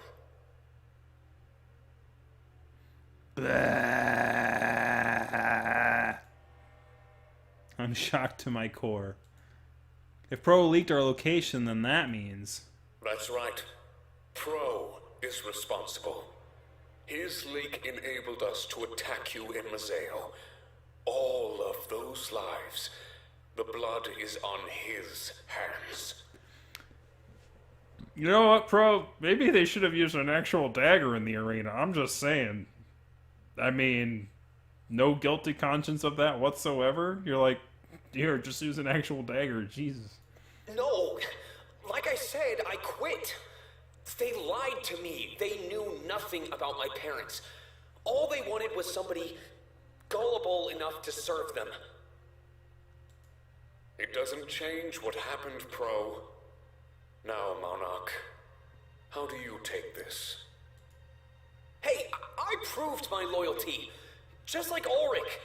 I put my life on the line to serve the rebellion. There was no guarantee we'd survive the Colosseum. That much was true. I knew everything was too good to be true. The real reason they did what they did were all self-serving. It was so they could defend themselves as they were exposed. With an ulterior motive like that, can they really be trustworthy? Ulric's past was easy to forgive, but what did Pro do to all of us? I have no idea how to react. Savi was right. It was fighting a war on my mind. Look, I made up for what I did. All those lives we lost, we got them back, and more. Our Alerinthia allies will help us win this war, hands down. I'm not acknowledging his point. But I need time to think about this. If they had secrets, did my other comrades too? I'm starting to doubt the loyalty of everyone around me. I needed to stop. That's probably what Savi wants me to do. I need to ensure everybody's loyalty before we leave to Balterius. Ulric was the previous Grand Inquisitor. Pro was a mole responsible for the attack in Mazeo. How was I supposed to deal with this right before the final battle? I asked Ulric and Pro to leave me alone with Sovi. We'd get some rest and meet at the deck in morning. One big gathering before we arrived in Mazeo would help. I could see the worry on their faces. I tell them I'm not throwing them away. As they leave, the worry is still there, however. The secrets were finally out. I don't know if anyone knew, but I guess I was enough. I'm in charge. I turned back to Sovi, who crossed his arms. So much dishonesty in the air. Wouldn't you agree? I want you to look at your comrades and then look Nah, at Pro me. not smart. Unlike them, I've been nothing but honest with you. Pro is so prolifically deceitful. I would rather have an honest enemy than a cheating friend. That's part of why I wanted to talk with you, Monarch. I know that we can be open with one another. I shake my head, unsure of how to respond. I tell him that I need some rest, some time alone. So much for that happening all at once, I needed a break. Very well. We're meeting on the deck come morning, then? I'll make sure to be on my best behavior. I respect you, Monarch. I always told myself that I'd serve the rightful rulers of this world. It just seemed like I was also lied to by the Triumvirate. Just like Ulric. Just like Pro. We're victims here. All of us. I may have realized it late, but was it too late? I guess we'll see. His attitude seemed to have changed now that we're alone. For the first time, I can sympathize with him. He's hurt and is lost. Just like all of us. We're just trying to do what we believe is right. I tell him that he's free to join us in a meeting in the morning. But everyone will be told who he is. It'll be up to them to decide how they take it. If the majority of our comrades want him gone, then we'll have to part ways in Mazeo. Very well. It's only fair. Have a good rest, Monarch. He bows to me as I turn to leave the cell. I make sure it's locked tight. He'd be let out in the morning. For now, I needed to be alone in my thoughts. I needed to process everything.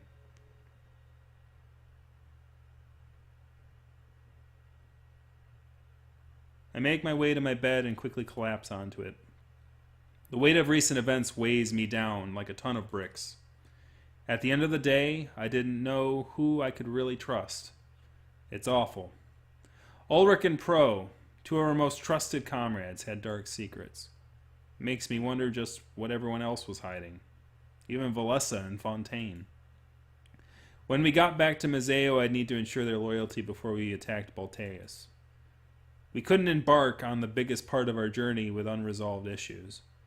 Everyone needed to be in tip-top shape. Not everyone not held down by anything at all. As big as Ulric and Pro's secrets were, it's information we didn't have before. Information we could use against our enemy and against Balteus. We were too close to our goal to fall apart due to internal politics. I drift off to sleep and make my way to the deck in the morning. It was time for everyone to know about Sovi. Then, we'd have a final discussion about what comes next. We were ready to launch our attack, but what should we do?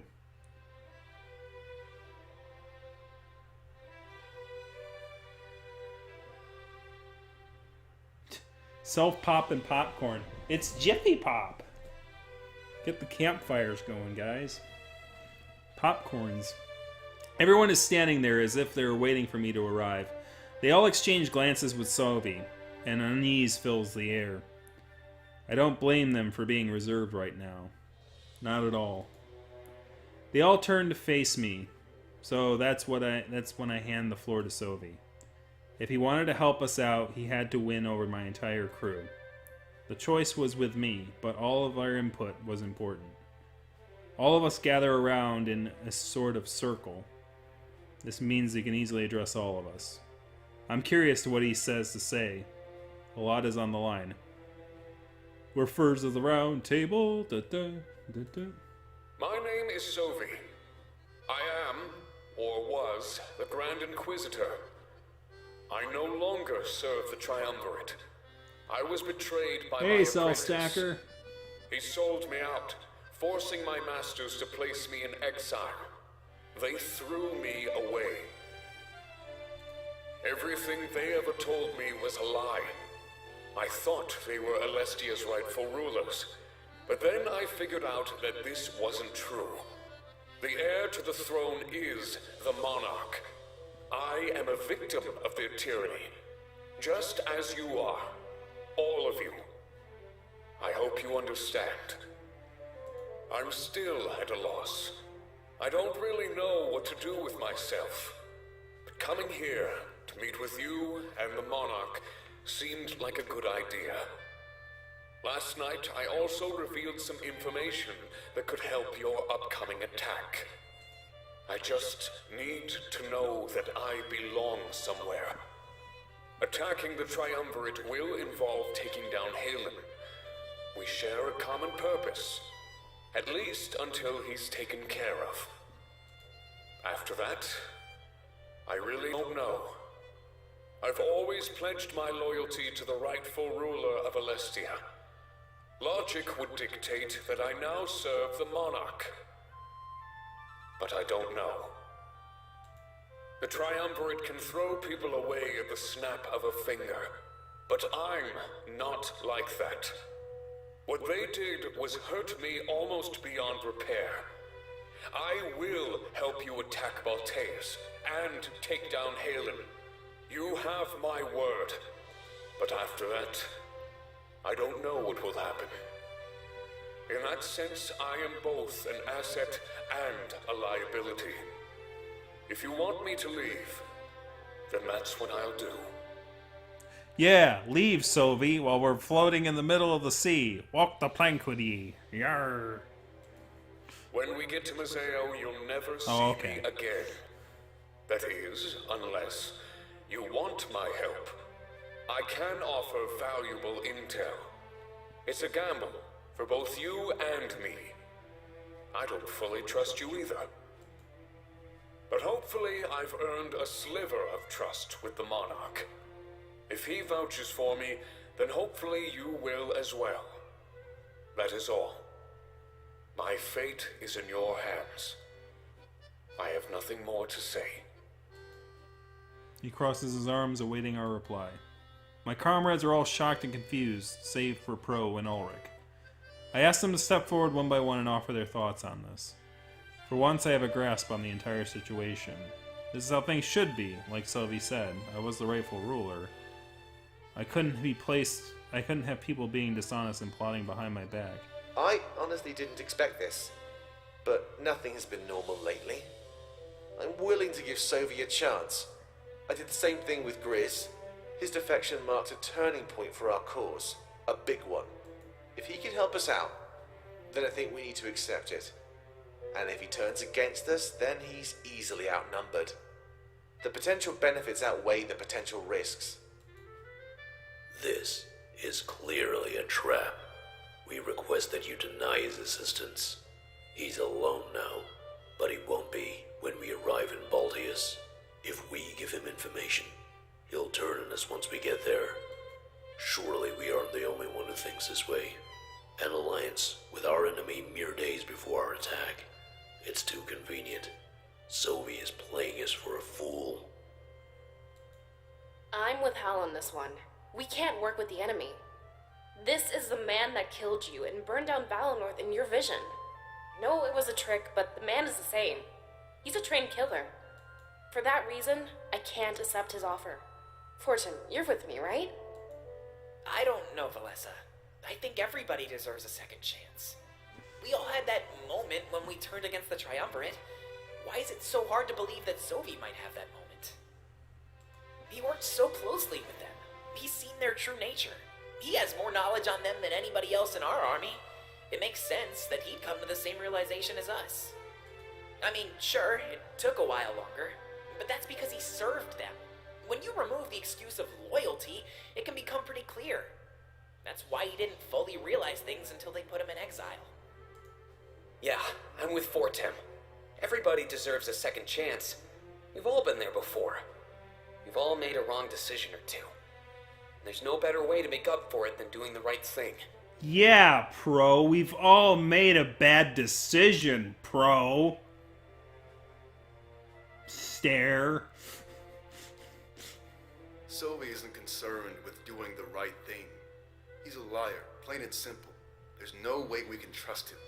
He turned on us the moment we arrived in Balteas. That's a guarantee. Letting him close to us now would only enable him to gather information. Yay! He knows our strategy. He can counter us with the Inquisition when we arrive. It's a death sentence, Monarch. Don't be foolish. We've come too far to risk this. Yeah, like I do like how it came out. I really am fond of the suit. It's a partial, and it has served me pretty well. Thanks, Johnson. I'll try to keep out of the rain with it. It gets kind of messy if I do that. Yeah, right? Pro is like, yeah. It seems my comrades are divided, but with good reason. I was hoping for something more unanimous in any given direction. It was clear that now the pressure or final decision rested on my shoulders. Well, Monarch? Allow Sobi to assist in the rebellion or deny his offer. I think, based on the previous statements by people in the chat room, I know which way this is going to go.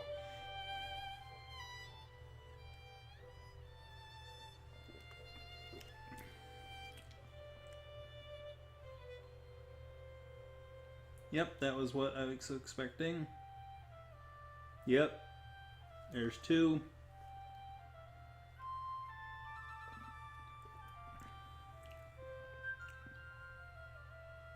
Let the snake into the nest. I don't know, man. Eden ended up bad when we did that. He has the fruit of knowledge, as you know. And it's what you do with the knowledge that's important. Eat him when you run out of supplies. Alright, so most people are in agreement of allowing Sobi in. So you guys aren't split like the other people in my group. Like, it's like, everyone's like, yeah.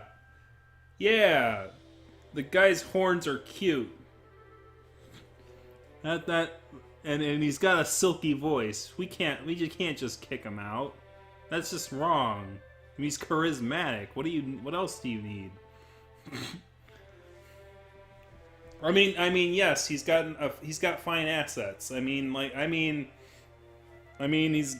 could be an asset. Right. All right. How much damage can he do? All right, let's do it. We allowed him to there.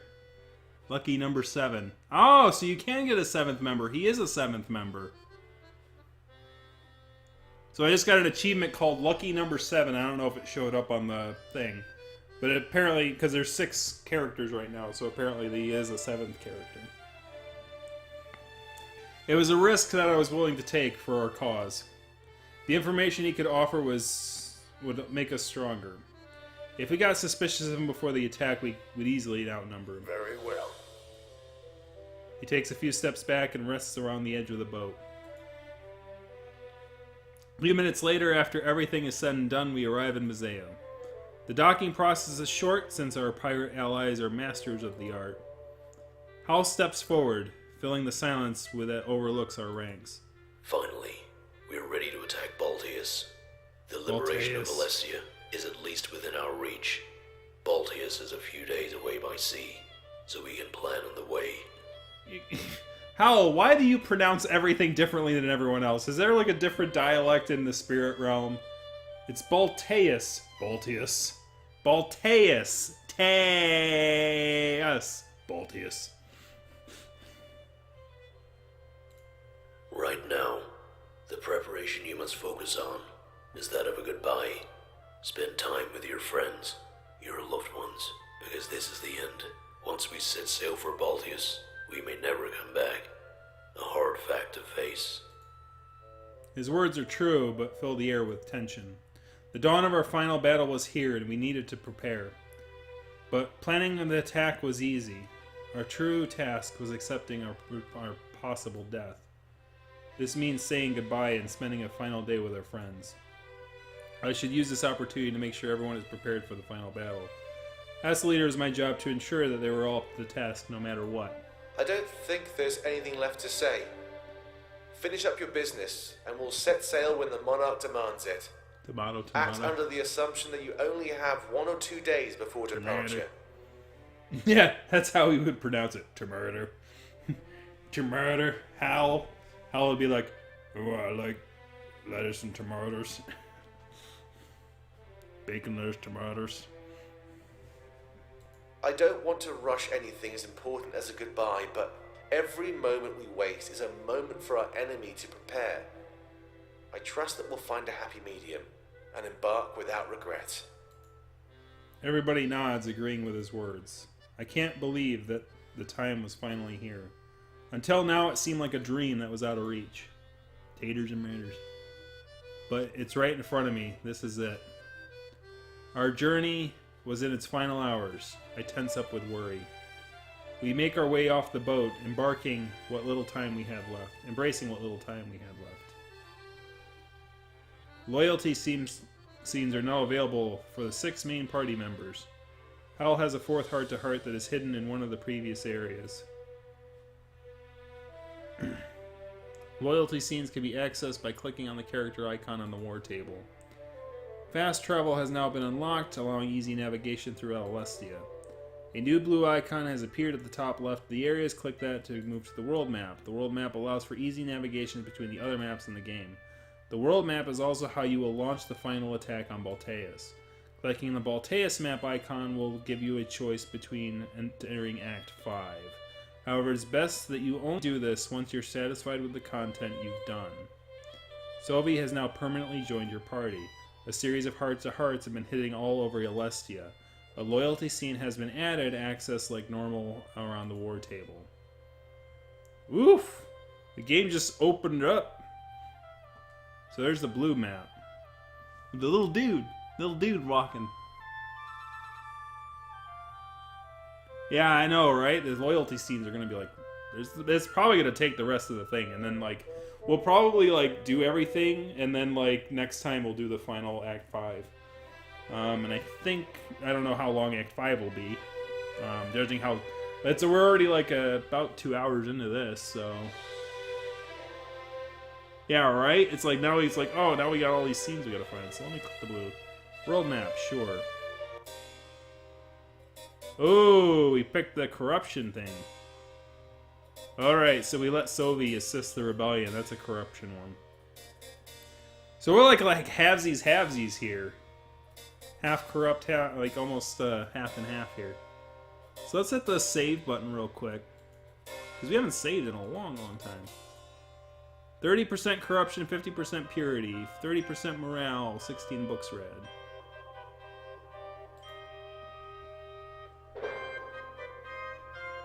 Five to 3, yeah.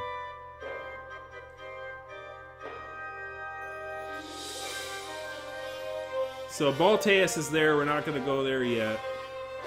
Let's go back to Valinor. Let's go to the village. So let's go to my house. This is all done. Let's go to the main street. Looks like everything here is done. Town square. Sovi. Sovi heart to heart 1.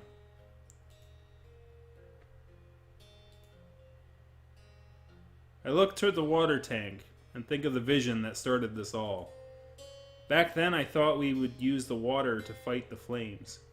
Little did I know that entire vision was just a trick to bait us. However, that was the first time I laid eyes on Sovi. I'll never forget what he did to me. He killed me without hesitation. But is he different now, or was he like always really like that to begin with? So, this is Valinor. I've heard stories, but never been. Well, unless you count that vision the Triumvirate tricked you with. I must apologize for that. I knew what was going on, and I played along. So yeah, subscribe and like and stuff like that. We do video streams every Friday at 8:30. Most of the people here know that already. I do at 8:30 p.m. Eastern on Friday. And I'll try to get back to doing my news thing. I kind of like choked for a few weeks. I think it's been 3 weeks now. 2 weeks or 3 weeks. I'll get back on it. It's not like I could have done anything else. Valinor was too far away. That, and they still had me under their thrall. I was theirs to command. At least I was able to break free. I feel bad for Halen. I truly do. He looks around the town square. It looks like he's enamored by Valinor. Almost as if he's looking at a wonder of the world. I need to ask, what did you think of me? The moment we met in that vision, who was I to you? A mindless slave? A killer? Or perhaps a man who was lost? Oh, you look pretty deathly crazy. I almost peed myself. I guess that's my answer. What do you got? You were a murderer, plain and simple. I saw a man who was about to do the right thing the wrong way. I actually couldn't get over how attractive you are. The vision was fake. It doesn't really matter. So we got one who's at 2. This will be an interesting one to answer for sure.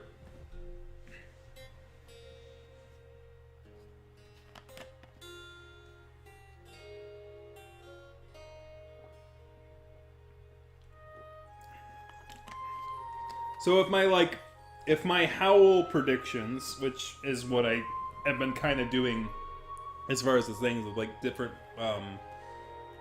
sort of ideas of the past, present, and future. And I said like any decision that you make that sort of makes Alerinthia try to run under one system, and then like the Triumvirate might try to take advantage of that. Because it seems like any decision that you make that would make Alerinthia run under one system is seen as a corruption thing, and then having him join your party. So I wonder if Sovi is going to do something. And I wonder if having how many corruption things would impact what Sovi would do.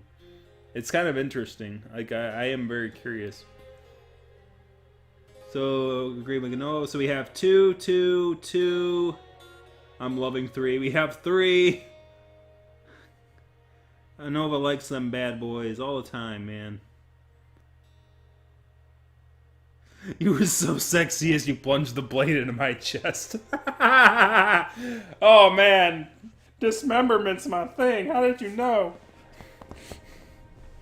Let's hit on Sophie. Oh, no. So that's a 3, right? So we have 2, 2, 2, 3, 3. We have 2 3s. And we have 3 2s. So right now we have this. Oh no! No! What are we doing? Okay. Now we're changing our mind. 3. Okay.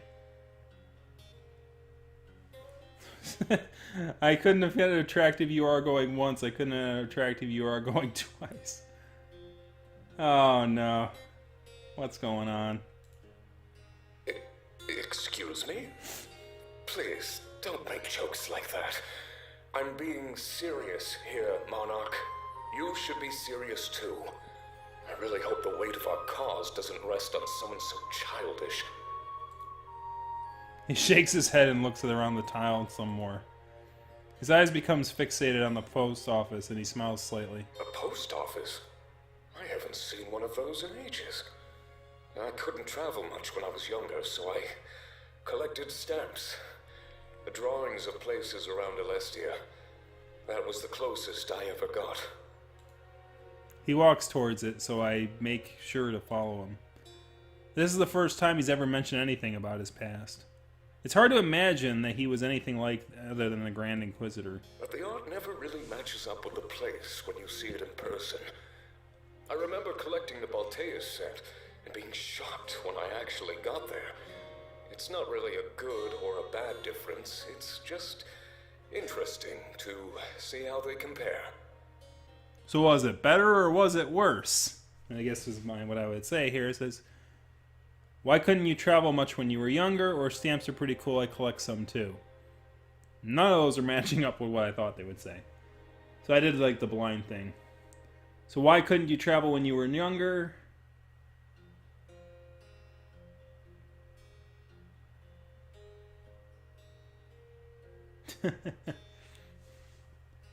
Oh no, the poor squirrel. Pull yourself together, man. You have to make a decision. So why couldn't you? We have one. Why couldn't you travel when you were younger? I think that's the vote. We have one. Stamps are pretty cool. I collect some too. Looks more like I collect books than stamps in this game. Stamps. I liked the Wii version of or is it the Wii U version of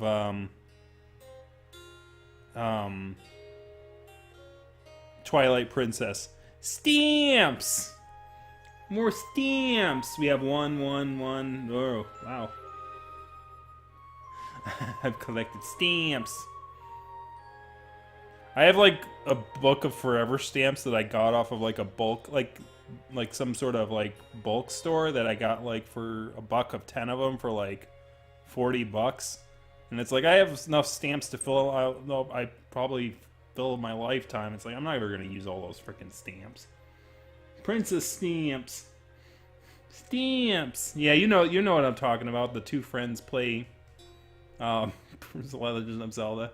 Stamps. That's not really something I'd like to talk about right now. Do you mind if I go inside and buy some really quick? It won't take too long, I promise. Just wait for me. Where did you get that money, Sylvie? I don't trust you. I nod and he smiles at me. He runs into the post office and buys some stamps! The look of childish glee is worn on his face when he returns. Thank you, Monarch. You know what it's like. Sometimes you just need to do something. This is the first time I've truly been free, so I almost couldn't resist. I'll save these, and perhaps we can write each other after the war. You'll be incredibly busy, so I can't expect to earn a lot of your time. If we survive this, man, you freaking will be on a war council or something. And you don't betray my arse, obviously. If you betray me, obviously, we're not writing at all. Like, you can keep your stamps and stick them in your ears, alright? I don't think that's a response, but that's my blind response. That sounds great. I'd love to write to each other. You can have as much of my time as you want, Savi. I'm not sure that'd be a good idea. Sorry. Let's play it by ear. We might not survive this. 2, I'm going to. Oh, everyone's flirting with the bad guy now. Hey, man. I've had more people wanted to kill me than...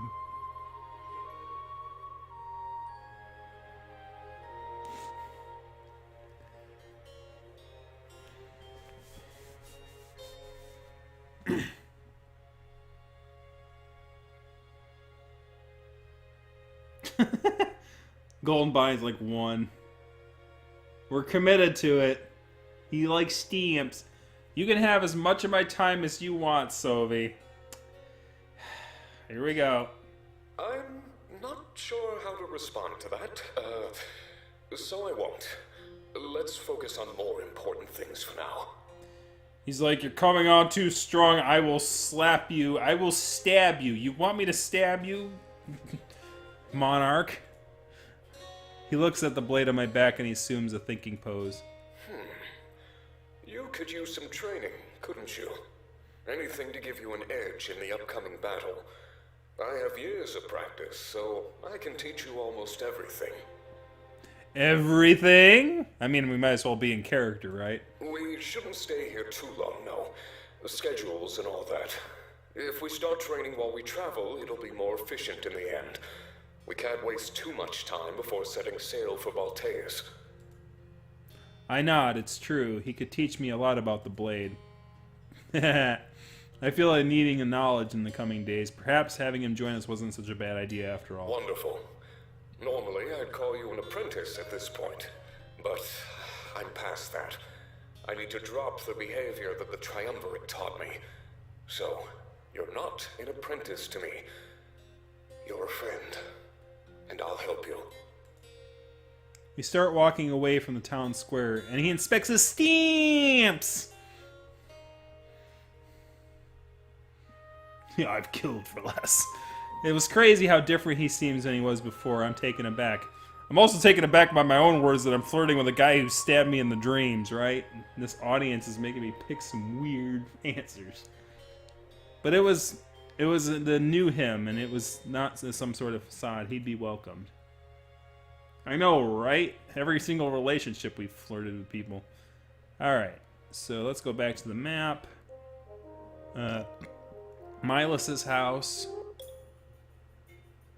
The Great Tree. Oh, there's got to be a Fontaine heart-to-heart there. Oh, no, not the world map. Go back to this map. We're going to go climbing the... No? Oh, wait, maybe click this. Nope. We have to go to the war room to unlock it.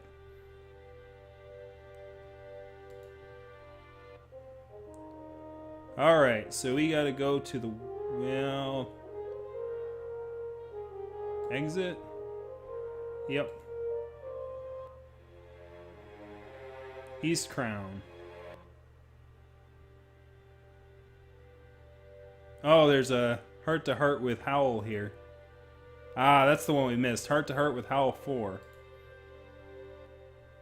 I look off in the distance, already shivering from the extreme cold. I wanted to visit home one time before the end, and that included East Crown. We never got to find out what was out there. I started to wonder if we ever will. Not that it's even important. It had nothing to do with our goal, of course. It's just a mystery, one of many left unsolved. Hal approaches from behind and looks into East Crown. Yeah, growly man, weird. He seems perplexed, like not even he really knows what's out there. It makes sense. I doubt the old monarch had the ability to survive the cold. We know this place. He holds his hand, feeling the harsh winds. The fatal cold, death within an hour, no chance of survival. Not like Alerinthia's deserts. We let criminals handle their own end. A mercy. Because of this, it became a very mysterious place. We started to wonder what was out there, if anything. However, until now, we had no way of finding out. Until now? This cold, we feel nothing. It wouldn't harm us to venture forward. Perhaps now is the time to solve this mystery. How fitting that we would be the first. A monument to death. An execution ground. Monarch, we would like to take a brief break. How does he know for sure that he can survive? He may not feel anything, but the body could still freeze. Unlikely. We would be shielded by our spirits. They may die, one by one, but we would endure. At the end of it, we would remain largely unchanged. Besides, we were not asking for permission. Do you not share the same curiosity as us? Oh yeah, sure. Knock yourself out, kid. Alright, I'll let you guys vote on it. Obviously, it's towards the positive. I don't know why you guys want to choose the negative in this case. Obviously, hell, you want to go out there and go crazy. Knock yourself out. 2-2. I'm guessing this one's going to go 2. I don't see why it would go 1. 2, 2, 2. Yeah. We thought so, too. Something about great minds. Perhaps there will be We nothing, thought so, too. or perhaps not. Pick 2. It is something we will never know until we try. He takes a few steps forward and looks at the ground. Already, we can feel our power dwindling. The spirits inside come forth to keep us warm. We will hurry and return with minimal damage. He starts walking away, powered by his curiosity. I guess he couldn't resist solving a mystery of the world. I don't blame him. He was almost uniquely qualified to do so. Just like how I'm the heir to the throne, I'm the only one. I guess he's just embracing his calling, much like I did. But East Crown? Would there even be anything in there? I believe that there's something important in East Crown, or I believe that East Crown does not... I don't believe East Crown serves any important purpose. That's a weird decision. to make, but sure. Is that going to impact whether or not it has something?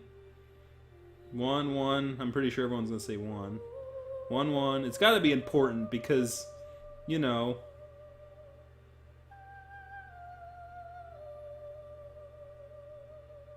Right? It's like you're going to flirt with the spirits. They're like, we don't understand this entire thing. What are you doing? Why are you flirting with us? You thought Sovi was distant. Holy cow. Anyways, something important must be. There must be something important inside East Crown. It was too mysterious. There had to be something here. And now we'd finally find out. It was rather exciting. I hold those thoughts in my mind until Hal returns. And he found nothing. He shows no sign of wear and walks on strong as ever. It's hard to get a read on his face. There's no emotion on display. We don't understand. For a while, there was nothing. But then, we saw something interesting. We saw that you picked the thing that something interesting would happen, so something interesting happened. I asked him to elaborate, my curiosity taking control. East Crown is ice. There's no water anywhere. It doesn't make any sense. We saw a ship, crashed, broken, frozen among the ice. A ship sailing in ice. This is backwards. But we think that perhaps this is okay. Backwards, just like our thoughts. Now he's lost me. The future, or perhaps the past. This new outlook changes almost everything. Do not worry, Monarch. We were harmed in no way. As we said, spirits inside kept us warm. A self-sacrifice that helped us brave the cold. A noble end. We are lesser now, but only slightly, and it is an interesting feeling. What we saw in East Crown is of no real importance. However, it has conjured up a spark in our minds. A spark that we must discuss promptly in Mazio. There are some final matters to take care of before the end. Thanks for coming here, Monarch. If anything, it benefits us. I'm sorry if this wasn't what you expected, but that's not always a bad thing. You called it Mazo? It's Mazeo! Dang it, what is it with you in pronunciations? I noticed he turned and found some sort of benefit to this little trip. Before our final battle, everyone needed to be committed to the cause. One error, one slip-up could cause the rest of our lives. We had to be resolute. But I wonder what he could want to talk about so suddenly. The future? Thinking backwards? Something was definitely bothering him. I'd have to do my duty as the leader to quell any worry before we launched our attack. Hollow's loyalty scene is now available at the war table. Click his icon in order to access the team. Alright, cool. Let's save up. Sure. Tamazo. The thing is, like, obviously when you have multiple characters saying the same words, like, they could have different things. Like, every other character is very good about saying the words in the same way. Like all the other 5 characters in my party, they pronounce it Mazeo, they pronounce it, Valenorth, they pronounce it Alerinthia. Howl, like, it might just be like how it might be a dialect thing. He's a spirit from another place, another time, right? Like, they might have different ways of pronouncing words. Like, you have, different ways of, like, pronouncing words in different places in English. I mean, it's basically a dialect, right? So, that could very much be it. I can tease him for it, because obviously, like, everyone else is saying it in one way, and he's saying it another.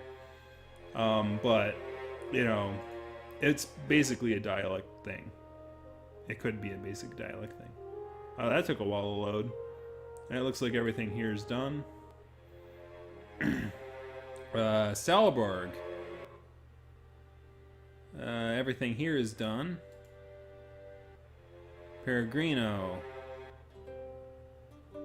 Everything here is done. Into the bar.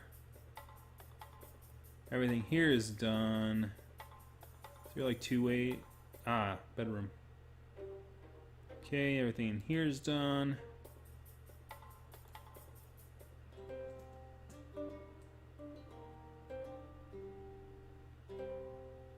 Yeah, like it's funny like how like different areas like have different ways of saying like things. Like basically in upstate New York, like you have Syracuse where I grew up and we call it soda. And I moved out here to Buffalo, New York, and it's only like 2 hours, 2.5 hours down the road. And they call all soda pop. They don't call it soda pop, they just call it pop. So they call it soda over there, they call it pop over here, and it's like, so when I hear someone say you want a pop, and I'm like, soda. No one says soda pop, you're crazy. Well, it looks like everything in Valinor is done, so let's travel back to Mazeo. Let's go to the main mountain pass. Nope. And also, there's a town called Oswego up near the Onondaga Lake, like the big lake. It's where I went to college. They call it Oswego there. They pronounce it Oswego in Oswego. But we pronounce it Oswego when we're not in Oswego. Yeah, I know, right? I mean, in some places, you know, they pronounce things a lot differently. Like, you know, some places they pronounce Taiwan, Taiwan, and some places they pronounce Taiwan, China. I mean, hold on. Yeah, wait, I'm gonna get demonetized in certain regions of the world. Shutting up now. Anyways.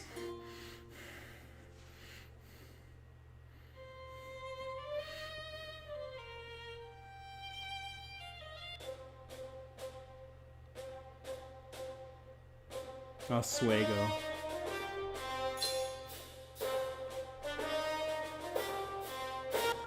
Docks. Nothing here at the docks. Oh, you went there. Yeah, I know, right? Yeah, someone caught on. Ah, Sovi. There we are. Heart to Heart 2 with Sovi. Here we go. As I wander the town square of Nozeo, I notice Sovi checking out the market stalls. He seems completely engrossed by everything, like he's finally had a time to stop and look. It makes sense until now. It's likely that he always was always on a mission for the Triumvirate. Now here's a fun thing, and this is something I never mentioned on the channel, but you remember DHgate? You know, the sort of Chinese knockoff fursuit things? Like, I saw a tweet, and I was like, oh, I should have saved that tweet, but it's been like a few weeks, and I'm probably not going to be able to find it, because I'm an idiot, and I forgot to tweet it to myself for later reference. But someone was like, I think I figured out how to get people, like, to handle DHgate. And that's basically if they rip off your fursuit, and they, like, use your fursuit's image in order to try and sell their knockoff fursuit, you basically make, like, a big old video being, like, pro-Hong Kong or Taiwan or Tibet, and then basically just, like, okay, DHgate, all yours. You're promoting my Fursana, who promoted Taiwan or Tibet or any something like that. And I'm like, ooh, that is good. Oh, that is subterfuge right there. It's like, I don't have any stake in the game, but if it makes these counterfeiters have a problem with, you know, trying to sell my Fursana.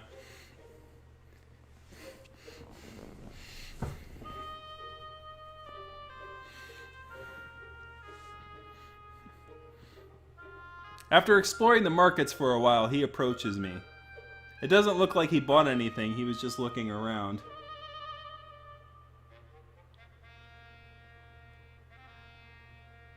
Fursana? How do you pronounce Fursana? You pronounce it Fursana? Your Fursana? Your Fursana?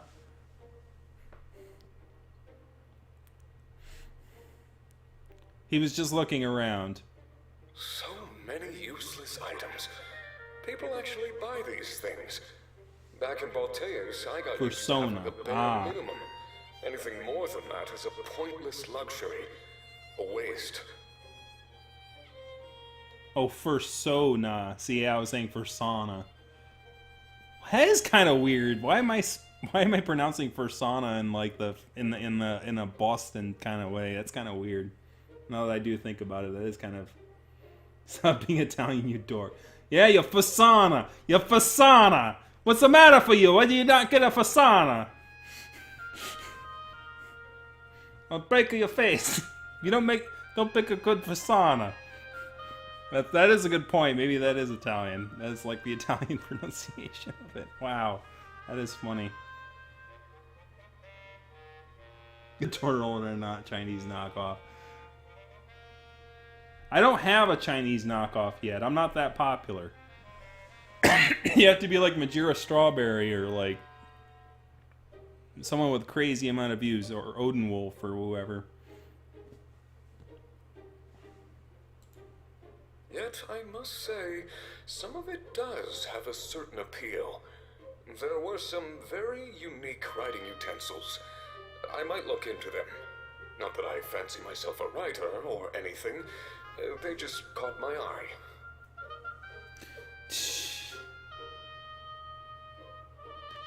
You wants to be a writer. You should talk with Pro. He points to the nearby alleyway and tilts his head toward it. Would you follow me into that alley, Monarch? I think we need to get away from all of these people. Really? We're gonna go back into that alleyway? Really? Fontaine, turn away! Turn away your gaze, Fontaine. Alright, so... why do you want to go into the alleyway? I guess is like... obviously, like, sure thing, let's go. Already? I didn't think you were that into me. Alone in an alley? You think I trust you that much already? Whatever. There's no, like, no. What? There's like no flat out, like, I was expecting, like, no. But maybe it, like, no is not an option because I was being too flirty. And everyone's like, one, call me a traitor. Ganova's a traitor. Everyone else is going to. We're doing this. Do you want an apple, Sophie? We can have, like, there's a, like, Fontaine, can we, like, borrow an apple, please? Yeah?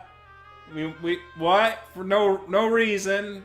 I just wanted to, they were delicious. I just want another apple, okay? Don't question me why I want the apple, Fontaine. Alright, let's do it. Stop it. That's not what I meant. It's about that blade. I know a trick or two. I think I can teach you while we have a moment. Sure, my blade, Sophie. Without saying another word, he walks into the back alley. I follow after him, ready to learn more about the Blade of Exodus. When we arrive, I start asking him questions, mainly about its origins. I couldn't tell you. It's a mystery, even to me. Perhaps they stole it from the monarchy before they took over. I've heard that they had visions too, much like the blade can supply. Yeah, that's possible. Like, so it's, the thing is, like, the thing is, like, it's kind of one of these things. This guy this guy is a character in the story who might not even be in your party, so I don't think they can, like, do anything too permanent. So, like, obviously he's gonna, like, probably rebuff your advances, but it would be interesting to see if it does impact anything. If that's not the truth, then perhaps they made it themselves. But I'm starting to think they either stole it or stumbled upon it. Stealing isn't above them, as we've all been made aware of. Yeah, it's like, yeah, Sophie's like, I'm more into people with cloaks and not crowns. Sorry, Monarch. He shakes his head as if he's upset, but that can't state my curiosity. But that's fine. Perhaps it's something we'd find out when we went to Balteus. This is probably the first trick I should teach you. He holds out a closed fist and my blade soon appears in his hand. I've seen that happen several times, almost like he can summon it at any time. He's a Keyblade Master! You have to be near the blade for it to work, but it's useful. Disarming your enemy is a viable tactic in battle, so be ready. They will try to take the blade away from you because of its power.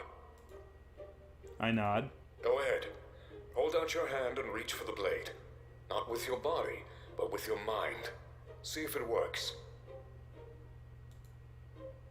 I close my eyes and hold out my hand. Sylvie immediately chastised me with the blunt side of the blade. Hitting it against my hand, I wince as it shakes away the pain. No, never close your eyes in battle.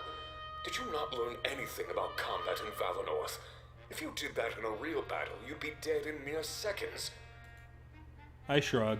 Now do it again, and look me in the eye. I have no use for you if you can't follow directions. Oh my, his apprentice working thing is coming out.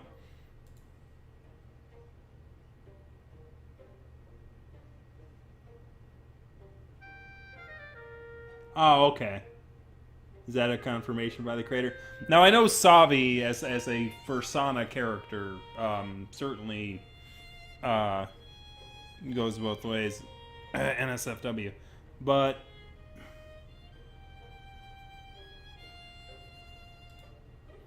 I focus as hard as I can and try to summon the blade. But after a few moments, nothing happens. Nothing at all. Try harder, like your life depends on it. Because when you need to do this, it will.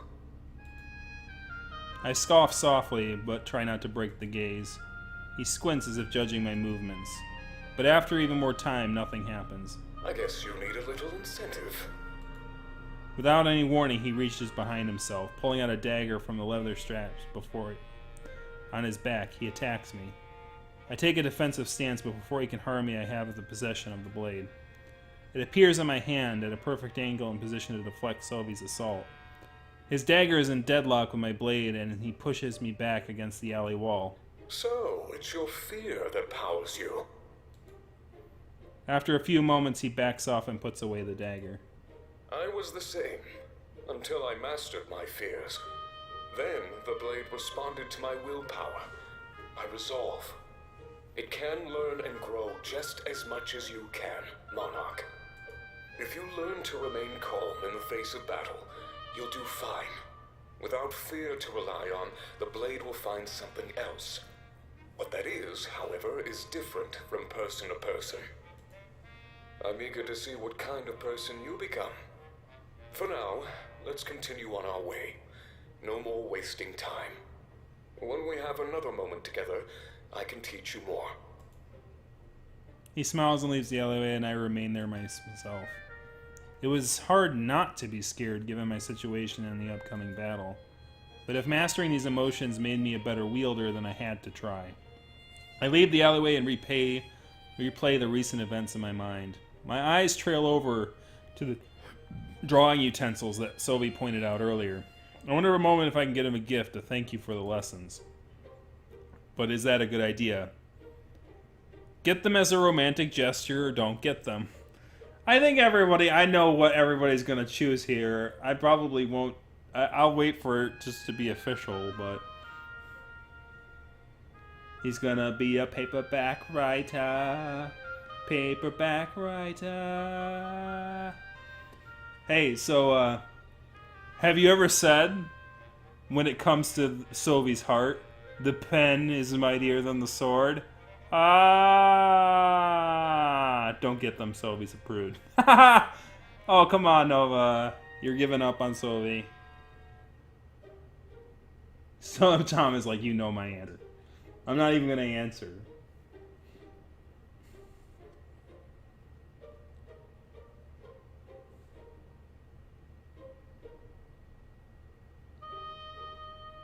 You're outnumbered, Nova. It seems harmless, so I stop and buy them on my way out of the town square. I'd have to find the right chance to give them to him. It might take a while. But after that was said and done, it was time to get on my way. Alright, so Sylvie's heart-to-heart is done.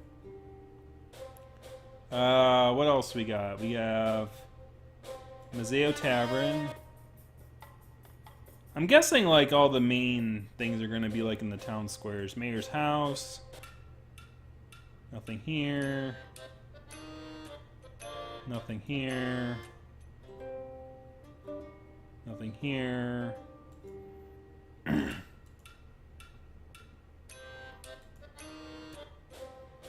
The docks. I think we've done the docks. That's like where we started. Church of Mazeo. In the building. We're in the church. Go to the Rebel HQ. Go to the tunnels. Go to the main entrance. Sovi, we're gonna talk to him here, huh? Sovi Heart to Heart 3. 12.2. We did do Ulric at the bar already, but we already did that Heart to Heart. I walked to the main atrium of the Rebel HQ. It's not fully clean. Blood still stains the floor. Armor is scattered about. I'm not sure what they plan to do with the pieces of the honor guard. Sovi is looking around, and he appears sad. I don't blame him. This is where he launched his attack. Him and his men killed almost all of us. We almost lost that day. I already had my doubt when we launched this attack. If only we had our fight a little bit earlier. I could have prevented this. Touching that blade at the same time as you, that was the catalyst. I don't think you knew the truth of the monarchy at that point. It's almost as if they were calling out to me, trying to change my stance. Nah. Well, I suppose it worked. I stand here ready to repay you for my sins. So, zestfully clean, huh? So, going to get a sponsorship from Zest. Is that what we're doing? His words seem so genuine. It's almost hard to think he could be lying. At first, he seemed unsure about whether or not he'd rejoin the Triumvirate. What started off as a revenge quest against Halen has certainly grown quickly. But we mustn't waste time on talk like that. OxyClean. Focusing on the past Oxy stops pads. you from seeing the future. That's what is truly important. Your assault on Balteus. I agree. Sovi doesn't seem like the one to waste time with pleasantries. So, I guess I'll be teaching you 2 lessons this time. First of all, focus on the war. Don't waste time with being friendly. I've seen you and your comrades. That bond is dangerous during battle. We can't have you taking a sword for a loved one. You are this world's future, Monarch. You need to be smart. Feelings? They cloud judgment. I know this all too well, and so should you. See, that's why he's being so distant. He's like, I don't want to have you standing in front of me and getting stabbed. He cares, man. And in your situation, it is best to rely on things that serve you without hesitation. A friend with emotional stakes may not follow every order. That is a major flaw. That blade, however, and the beings it can create, will cater to your desire. He points to the suits of armor scattered around the floor. That means the next lesson must be related to the honor guard. The Triumvirate could create a near infinite amount. Could I do that too? Normally, the blade requires a sacrifice and the energy within to power that honor. But there is so much energy within you. I wonder if you could do it by yourself. Imagine an entire force of honor guard soldiers serving you. Such power. The Triumvirate is right to want that blade back. In your hands, it is a threat. And it makes sense why they'd want you dead, too. You are the monarchy. Take out that blade for me, Monarch. Let's see if you can do what I think you can. I do as instructed and take out the blade. It responds to your will, your desire. Think of it as an extension of your body. A new muscle, ready to be trained. Hold it out toward those scattered pieces of armor. See if your resolve is strong enough to give them life. That's all it takes. A spark in your mind to ignite a flame. I hold out the blade, pointing it towards the suits of armor. I keep my eyes focused on them, trying to control them. The pieces start to move, rocking back and forth. I focus with all my strength and they start to shake more. But as Sovi mentioned, it's like a new muscle. I can't flex it for long. The pieces stopped shaking and remained still, just as before they began to move. Disappointing. I scoff at him and assume a neutral stance. It seems as if you can only use the blade while under duress. I suppose that's not too bad. We'll be in Baltaeus soon enough, after all. At least now you know what to do. Follow my directions and you'll be fine. He starts to walk away, but quickly turns around. There won't be enough time for you to master your fears. You might have to embrace these dangerous situations in order to prevail. But that blade is so powerful, I'd do whatever it takes to harness that power. I'll see you around, Monarch. Feel free to keep practicing if you feel the need. This is going better than I expected, to say the least. This time he dismisses himself for real. Embrace the danger to become more powerful? That seemed like backwards logic, but a lot of things are backwards lately. If the blade responded to my fear and danger, I guess I knew what to do. Because Sylvia was right. I can never retrain myself in time for our final attack. What it's an odd situation to be in, but I guess in my position, I couldn't eschew risk. Witchcraft. His implications was that if I were in danger, the suits of armor would have risen up. When the time comes, I can only hope that his prediction is correct. I wonder what other lessons there are to learn, what else the blade could do. Perhaps I'll learn more from Sophie next time we meet, wherever that ended up being. His advice keeps playing on repeat in my mind. Emotional stakes could be a hindrance in battle?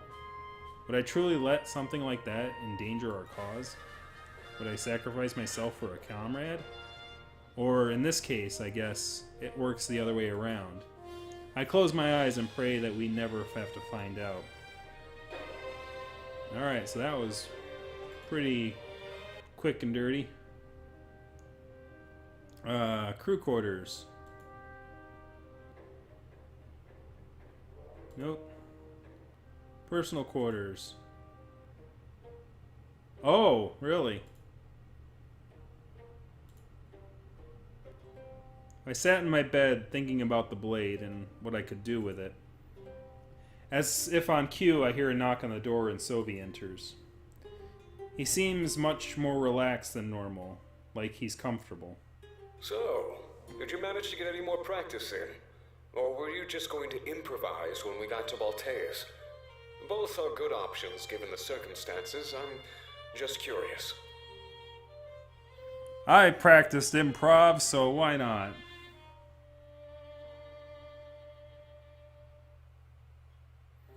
Alright, so what do you guys think? Did I have time to practice a lot, or did I not practice at all?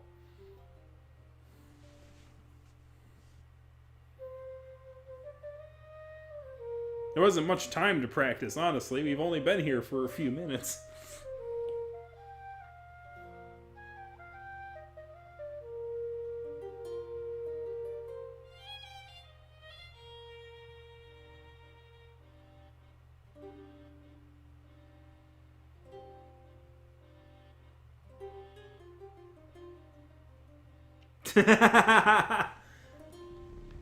I've promised my proclamation of love to you, Sophie. Can't flirt with him here, sorry. Didn't have time to practice going once, didn't have time to practice going twice. It's alright. It's not like it would matter too much anyway. I've had lifetimes to train. You only got the blade a few days ago. Don't expect any substantial results. It's better to be more realistic. He takes a few steps forward and sits beside me on the bed. Being down here has made my mind race almost non-stop. I mean, what I did to you and your family is unforgivable. Yet here we are, trying to move past it, letting me atone. The most important thing on my mind is why? Why did you welcome me with open arms after what I did? I feel like anybody with common sense would have put me to the blade. Well, I don't have a lot of common sense, my good sir. We're chaos here. I'm guessing the romance option is number 2, because I'm already seeing that come up. I could tell that you were being genuine. I trusted you. I wanted to bond and become closer, actually. Common sense isn't one of my strong suits. That's basically what I said, so we'll go with that.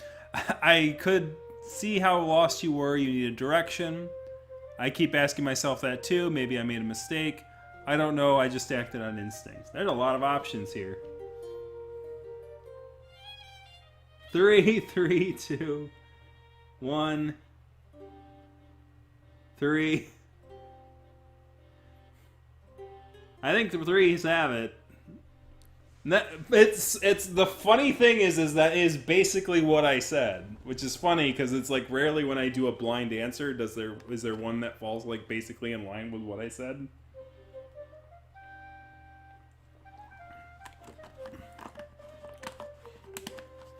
And funnily enough, it's jovial, so it actually even matches the tone with what I said. You could have fooled me, Monarch. I've seen nothing but a capable ruler in you. It's an honor to serve. This world is in good hands. He sighs and slumps down a bit. Well, that's all I really wanted to talk about. If you'll excuse me, I'll be on my way. Good luck with everything, Monarch. He gets up and starts to walk away, but I stop him. This would be a great time to get him the gift I bought.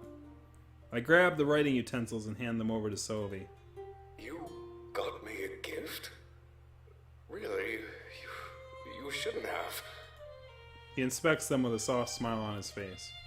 I was looking at these in the town square. It means a lot to me that you did this, Monarch. Anybody else would have just went on with their day. Maybe, but I'm not just anybody else. I don't really know what to say. So I guess I'll take that as a sign to stop talking. Thank you for thinking of me as a friend. Truly. That's more than I can say about everybody else I know.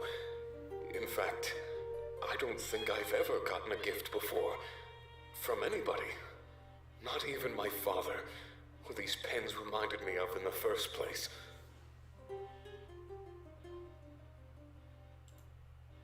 He scoffs and looks at them once more. But that's a story for another time.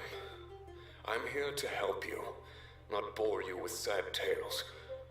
Perhaps we can talk more. Friends on time 2 combo. Without another word, he leaves the room for good. I'm not sure if the choice of present was a good thing or a bad thing now. It seems to remind him of something he deemed a sad tale. Well, there's nothing I could do about it right now. Maybe he'd tell me the tale next time we spoke. With the final battle looming, I might not have much time. There's one thing I consider for sure, Savvy is becoming a friend. A second chance is a great thing as long as the person is genuine. I could tell that if I earned his loyalty, he'd be indispensable during our attack. So his loyalty scene has been unlocked and awaits the war table. Alright, so we have all the war table stuff. So let's head there.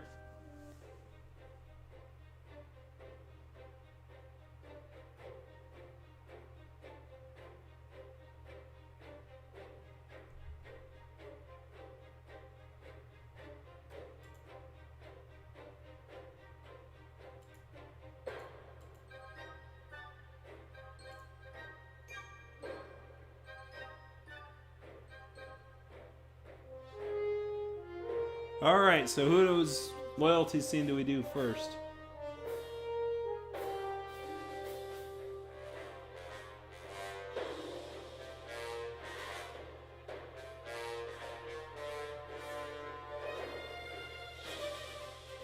We're doing Sylvie's first?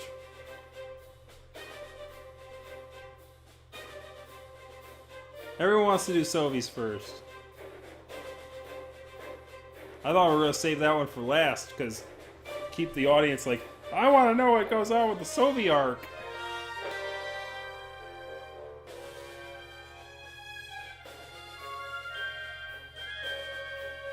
Might as well finish up. Alright. Sylvie's loyalty scene. Yes. Sylvie leads me to a boat and takes me on a short voyage. I have no idea where we're going, and our destination surprises me. It's not a place I've seen on any map, and looks like unlike anything I've ever seen before.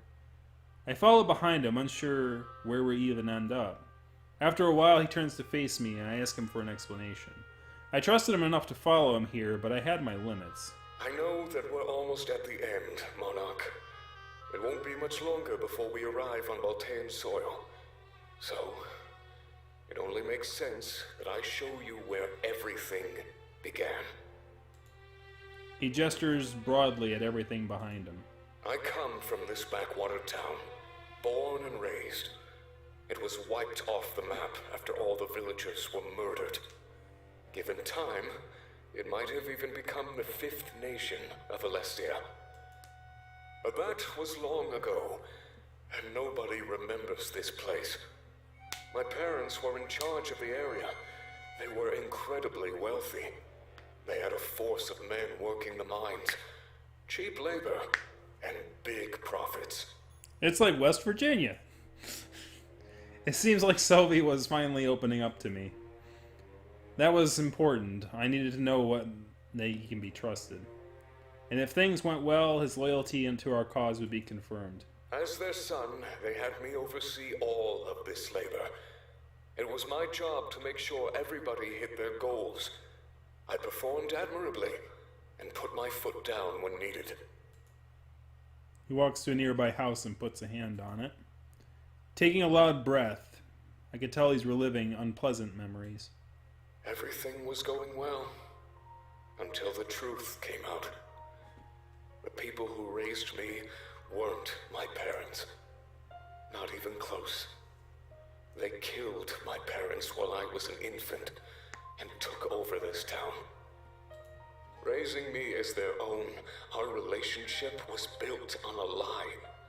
I was serving killers and usurpers. When I found out, I felt nothing but rage. They stole this land and the lives of its rightful rulers. Such an injustice.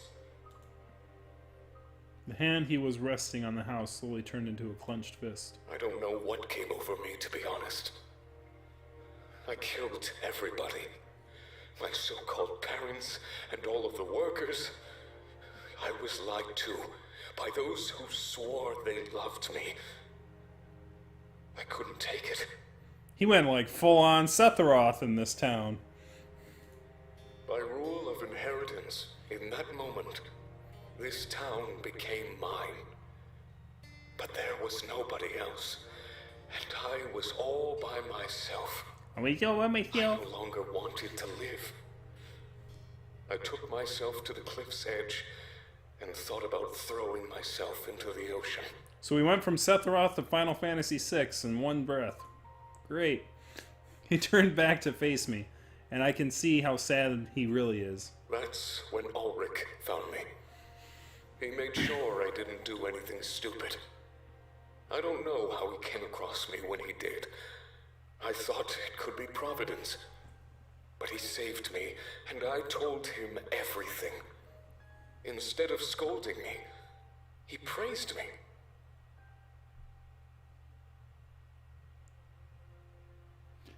Well, it's like, well, Nova, we already knew he was like a murdery kind. I mean, killing an entire town, I mean, that's Sylvie. I was shocked. I expected to be dragged to the nearest prison. But he took me right to the Triumvirate and told them my story. That's when they wanted me to become his apprentice. I accepted. My desire for justice was something they wanted on their side. But I no longer fought for my home village. I fought for all of Alestia. I swore an oath to them that I would always fight for the rulers of this world. At the time, I believed it was them. But learning the truth of the monarchy, it just opened old wounds. I saw the Triumvirate in a new light, much like I saw my so-called parents. Once more, the desire for justice rose to the forefront of my mind. You may think my allegiance changed and that it was a sudden shift, but it's not true. I've always fought for the same thing. It's just that sometimes the tables need a little turning. He crosses his arms and seems to be done talking for now. He leads me further into the village and I follow, trusting him more. He eventually ended up in a large building, one that served as the town hall. You may notice the bloodstains, but don't worry. I threw all the bodies off a cliff with Ulric.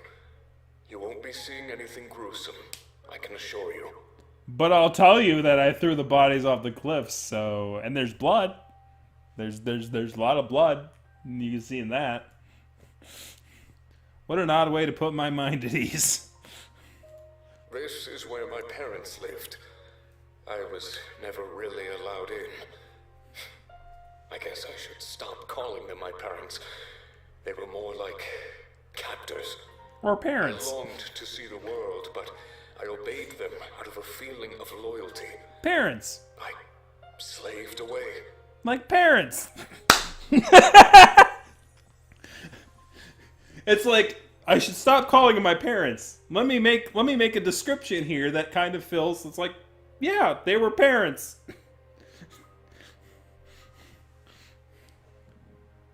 My parents were okay. Just so everyone knows. I've heard a lot of stories in the furry fandom revolving around people's parents, and usually it's never positive news. It's like, I always think to myself, it's like, man, like, compared to most furries, my parents were alright. Like, obviously Kage's parents are fine. But, like, parents. Sometimes I'd sneak into my father's office and peel the stamps off of his letters. Oh, stamps! They were incoming letters, so it's not like they had any use. I started to collect them. I stuck them to my bedroom wall and told myself that one day I'd go and see those places. One day, I wanted to be free. Let out a loud sigh. I thought I was free when the Triumvirate took me in. But it turns out I just traded one form of bondage for another. Shackles moved from my wrists to my heart.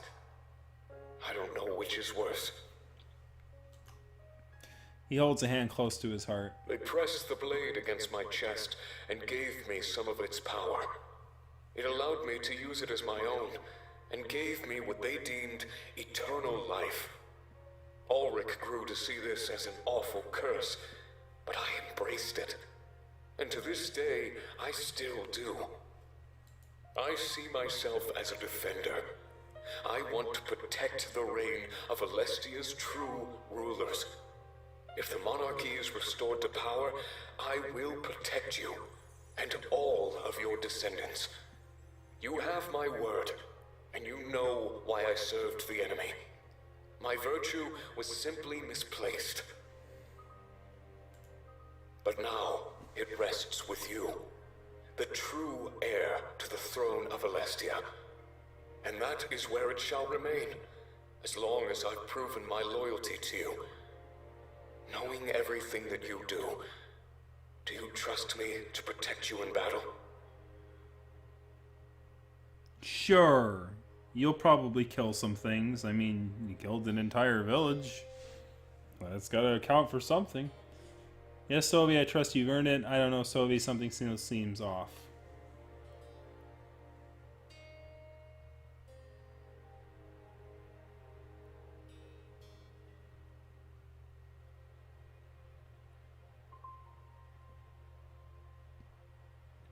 One.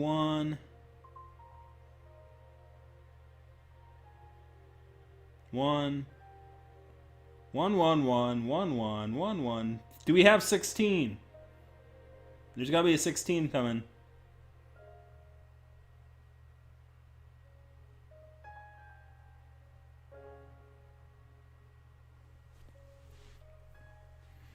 $16? No 16. We're just gonna go with 8. All right. Yasobi going once. Yasobi going twice. M not noted. Thank you very much, Monarch. I knew I picked the right way to tell you the truth. If we did this anywhere else, it might have fallen flat. He smiles and I can tell he's extremely relieved. I needed to get this off my chest before our attack on Balteus. Not knowing whether I had your trust, it was too much. We're comrades now, though, and I'm no longer worried. With that, it seemed like our business here is done. The choice to trust me with his past and confide with me meant a lot. None of my comrades had to carry their burdens alone. We were in this together. Let's get back to Mazeo, all right? I'm sure there's lots to do before the end. Thanks for joining me, but I think we need to leave. We start to walk back the way we came and head to our boat. This place was wiped off the map. I had no idea that it existed. Makes me wonder what else the world could be hiding. Before we get on the boat, I look back at the town one last time. After the war was over, maybe we could rebuild this place and grow it. A new nation with new rules. If we had the opportunity, we should seize it. We start to sail away and leave the place behind us for now. But I know Sylvie better than I did before, and that could only bring good. He was carrying a weight on his shoulder, and it was no longer there. Alright. Sylvie's done. Who's next? We have Lady Ranger Lady. Valerie, or like whatever V-letter worded name. We have Fontaine. We have Ulric. We have Pro, we have Ulric. We have Domic, and we have Howl. We have one for Ulric. We have one Fontaine.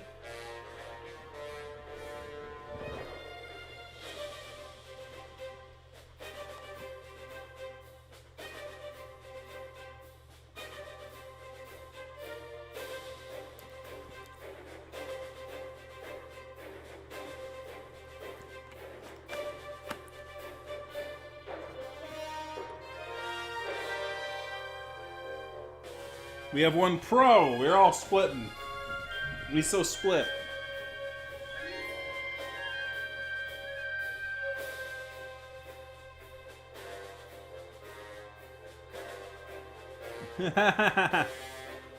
Shit is not an option.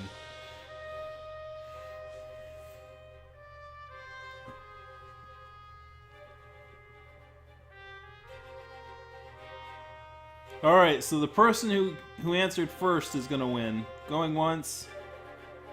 Going twice. We're doing Ulric.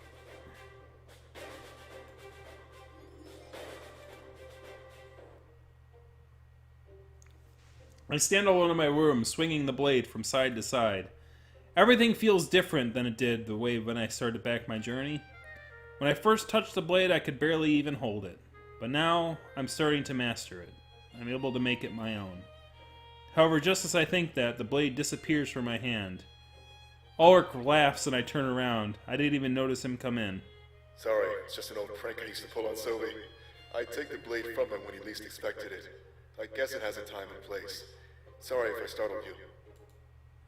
He swings the blade a few times before handing it back to me. I shake my head. He didn't startle me. It was actually kind of funny.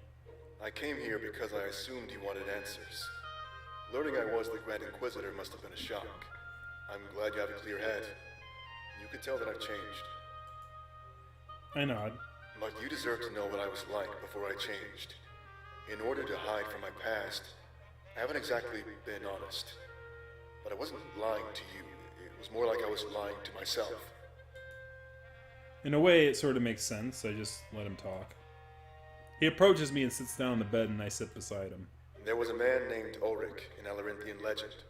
He pledged to change the nation, just like I always have. The barbaric way of running things was too much for him to bear. A lot of the specific details have been lost to time, but it goes like this. He was young, and his parents wanted the same thing, so they fought for it. They died in the arena, and Ulric couldn't handle it. He ran away from the nation. But he pledged to return one day, and change Alerinthia for good. The ideals passed on to him by his parents still live on to this day.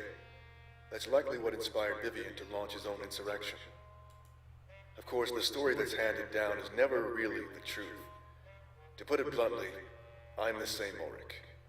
It's been so long, it's hard to believe. I'm sure you had your suspicions, so I just came here to confirm them for you. You're damn right I had my suspicion. I called that one too. I'm like at 75% at least now. Because I did call that one. Everyone was like, oh, the Ulric of legend. I'm like, you're the same Ulric, aren't you? You're just like trying to throw it under the bus because you're trying to keep something from me. I knew it. I called that too.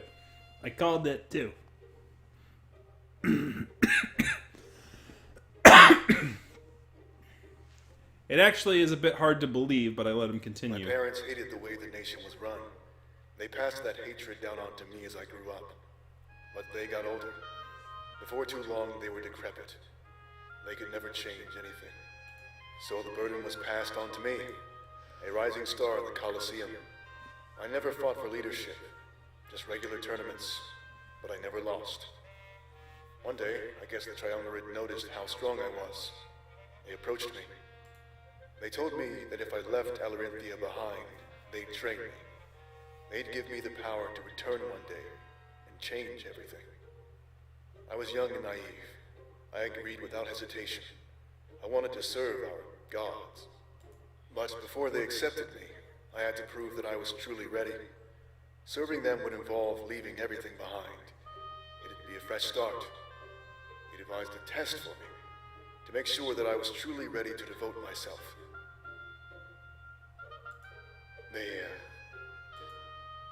He gulps like he's afraid of what happens next. They made me kill my parents. He looks down at the floor. In their eyes, I told them that I was truly ready to leave my old life behind. Because I was young and stupid, it made a twisted kind of sense in my head. I did what they told me to. But as they died, I told them I was making their dream a reality. I was caught and exiled into the desert. That's how I became a Sixer. I survived the trials, was branded with this tattoo, and showed my worth. Their test was over. They took me over to Balteus and made me their servant. So he got his tattoos for killing his parents. Oh, that's great. I served them by weeding out insurrections and ensuring they remained in power. After what seemed like an eternity, they came up with the idea of giving me an apprentice. That's when I met Sobi. They preyed on his weakness and naivety, much like they did mine. We worked together, traveling the world and killing the Triumvirate's enemies. Eventually, I realized that they weren't good people. I defected. Eventually? Joined the rebellion. If the timeline seems confusing, it's because it is. We are talking about millennia here. It took me millennia to realize that the folks who had me kill my parents were bad people. I'm glad I'm working with this group. I'm glad I'm part of this community. I'm glad we're having our little chit chats here. I'm glad to be a part of this group. He lived for a millennia? They gave us the gift of immortality. Well, they called it a gift. We would never succumb to old age, and mortal wounds would easily fade. I felt unstoppable, like I was the king of the world. Nothing could get in my way. He shrugged, clearly embarrassed about such a fact. But after a while, I realized it was a curse. It's crazy how much your perspective can shift so fast. Taking the dream of immortality into real life, it became a nightmare. With a slight scoff, he hands up and turns around to face me. They knew what they were doing. They were creating slaves. Using that blade, they gave us what they deemed eternal life. I know we can use the blade too, but we can't reverse it. That should have been the first sign. I thought we did this willingly, but we really had no choice. It was all or nothing, an ultimatum. The biggest red flag. I've had this curse for far too long. It's made me a bad person. I no longer seek love, because everybody I love is just lost to time. I no longer seek happiness, because it's never permanent. Never. Well, happiness isn't a permanent thing for people who are mortal either, Mr. Smarty Pants. These fleeting emotions may mean a lot to you, but not me. It's an endless cycle of building myself up only to be cut back down. I thought I'd be like this until the world rotted away. Until I met you, that is. He smiles. Now there's somebody else who can use the blade. Somebody to lift this curse and give me my life back. My life belongs to your cause, Monarch, not theirs. So please, give me that life. Then, after that, I can give it to you. I could remove the curse from the Triumvirate put on him? That would be good, but then he'd be weak and vulnerable. No doubt the source of his strength is partially due to his immortality. If I removed it, he could perish during our attack on Malteus, and easily. It'd be removing his biggest advantage, and I'm not sure what to do. He looks at me, awaiting my response. I don't know what to say next. What do I do? Remove the curse from Ulric or keep him strong? He needs that power.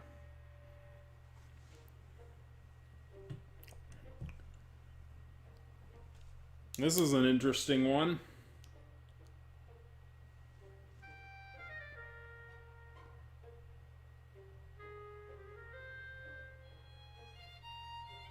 The Conroy Brawls? Jeez.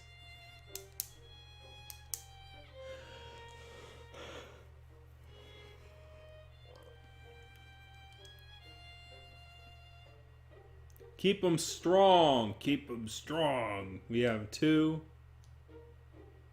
Give him what he wants. 1. We have 3 1s and 1 2.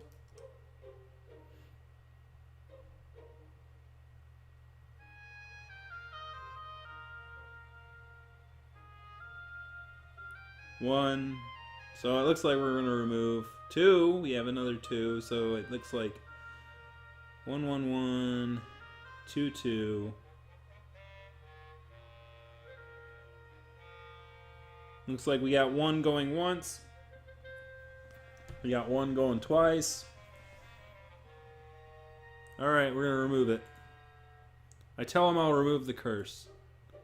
His face lights up like I've never seen before. Thank you. So much. I grab the blade and try to figure out what to do. One thing was for sure, he'd soon have his life back. I would have to find the freedom. He would have the freedom to grow old and finally find peace. And before he leaves the room, I make sure that his dream becomes a reality. Alright, that was Ulric.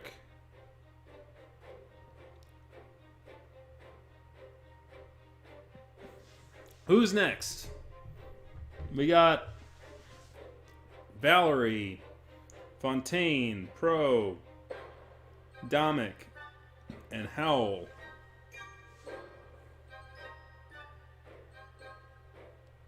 Right? He's gonna die at Bolteris now, thanks to all of you people who voted to take his powers away. But oh well, Sophie's still immortal. Pro Rue time.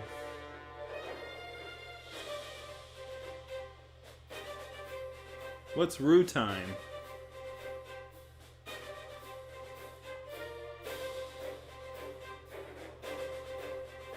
Oh, we got Fontaine, we got Pro.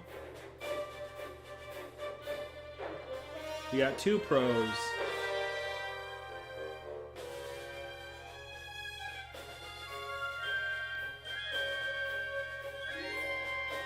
Pro going once. Pro going twice. We're gonna try to finish up all 4 of these. Oh, it's 11:30? Yeah. Yeah, it's like we've been to going to midnight. I think basically by the time we get through the rest of the 4 of these things, it'll be probably midnight, and I think that'll be a good place to stop it. for the night, and then we'll basically be ready to go for the final act next time, I think.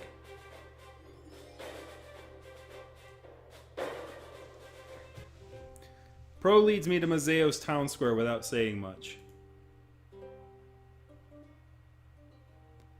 I'm not sure what's going on, but he seems happier than usual. Things must be going well for him. I hope it's something good. After a while, he rests his back on a nearby house, tapping his foot like he's waiting something. Okay, Monarch, you're not going to believe this. I got some information about my parents the other day. After pulling a few strings, I was able to set up a meeting. Now I'm going to kill them so that I can be part of the Kill My Parents group.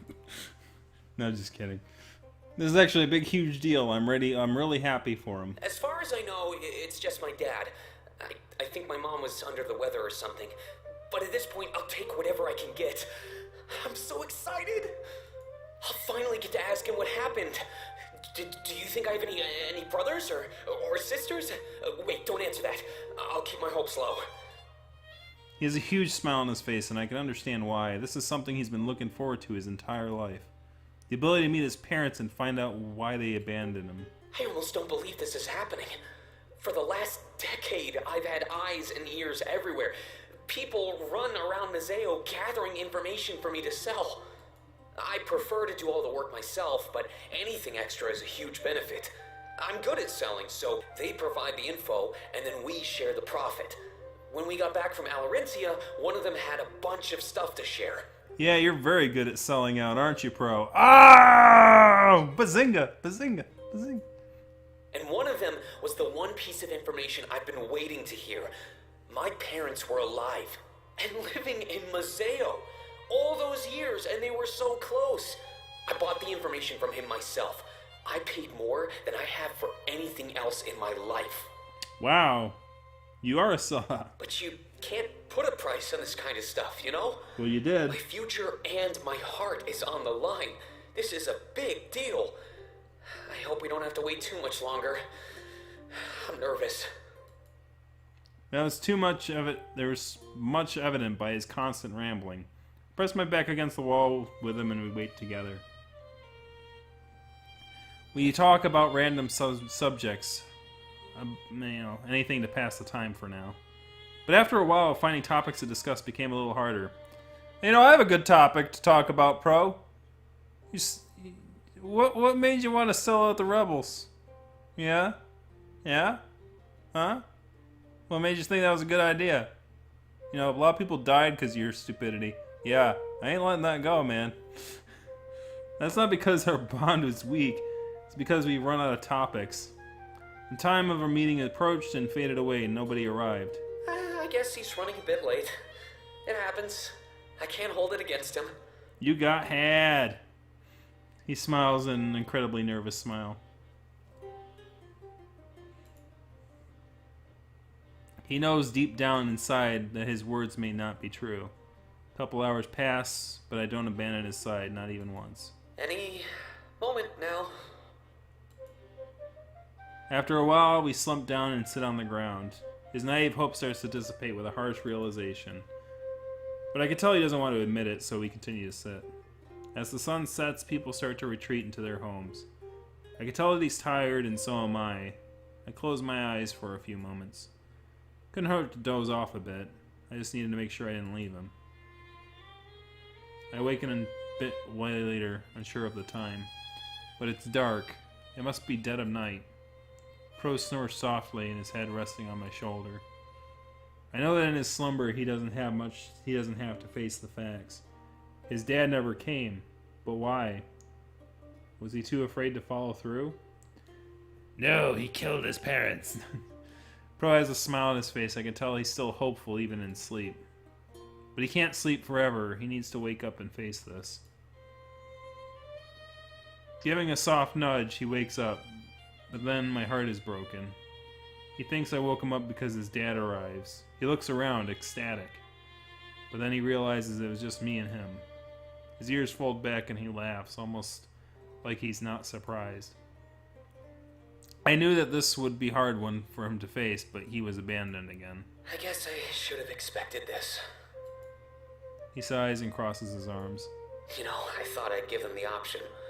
They could come meet me when they were ready and willing. Other than that, my only option was to just march into their home.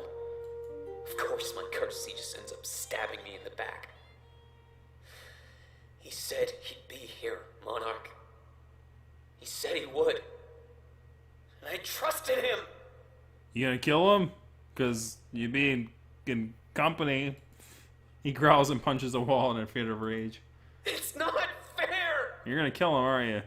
He grunts in pain and stands there panting. A few tears start streaming from his eyes. Why don't they love me? I step forward and wrap my arms around him. He starts to cry more and rests his head against my body. I just wanted a family. More than anything, I want to belong. It hurts so much. They don't want me. I want to know why they threw me away.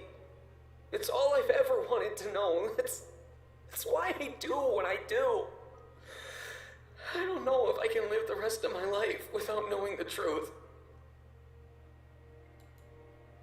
He starts to calm down, and soon enough, the tears fade. I could tell he's super conflicted. He really wanted to meet his parents. But if they don't want to meet him, there's nothing he can really do. It was cruel to schedule a meeting and then not follow through. His dad must have gotten cold feet, or maybe his mother needed attention. Under the weather. Could have been any number of meanings, not any of them good. Either way, it's evident that this pursuit of the truth is causing him more harm than not. If he wasn't meant to know the truth, then perhaps he should focus on moving forward. After all, he had a loving family in the rebellion. He would never abandon him like this. I just don't know what I should do. Let him go, let him go. Oh, I got a thumbs down. Somebody didn't like something. Aww. That's the first thumbs down I've seen in a while. Aww. That's alright. You got one. Keep pushing to learn the truth. If they won't come to you, then go to them. That's actually, this is actually an interesting choice. Do we tell them to let him go, or do we tell them to pursue? You must find the truth no matter what it takes, even if it kills you. Or them.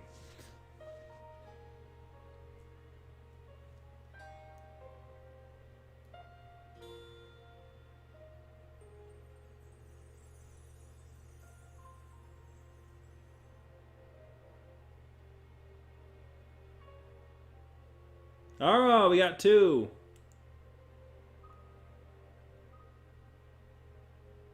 Keep pursuing the truth going once. Keep pursuing the truth going twice.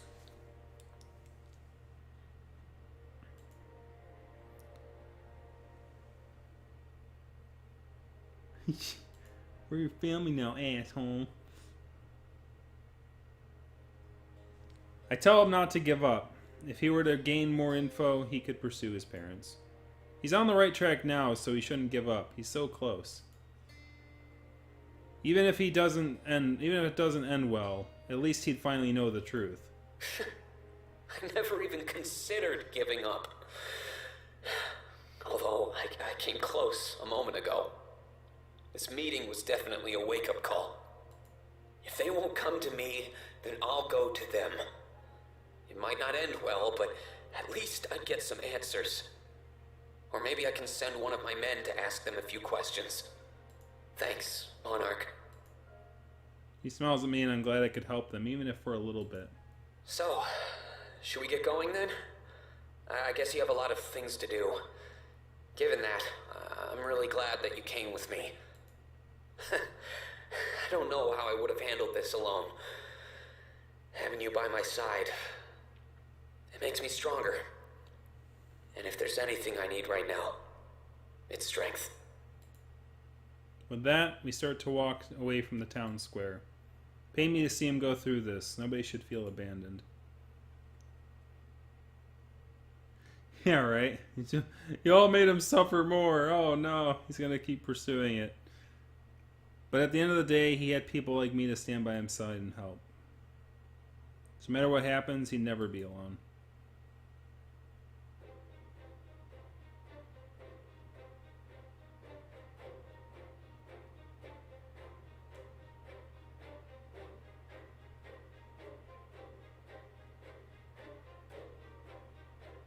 Actually, yeah, that was the wrong response. Apparently, you can fail these loyalty checks. Ooh. If I don't... Hold on, guys. Before we continue, look at this up here. You have not earned his loyalty. Is there like a loyalty scene? You cannot access this scene.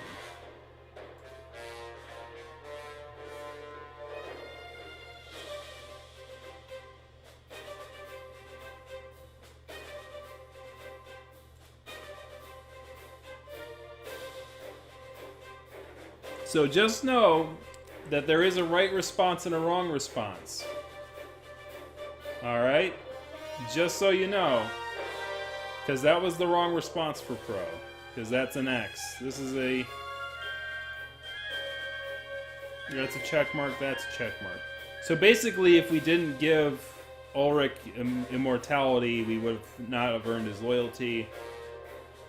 If we said that I don't trust you to Savi, we wouldn't have earned his loyalty. And because we told Ulric to keep pursuing his parents, we didn't earn his loyalty there. So, you know, obviously, as we continue these, be aware of that. Alright, so we got Fontaine.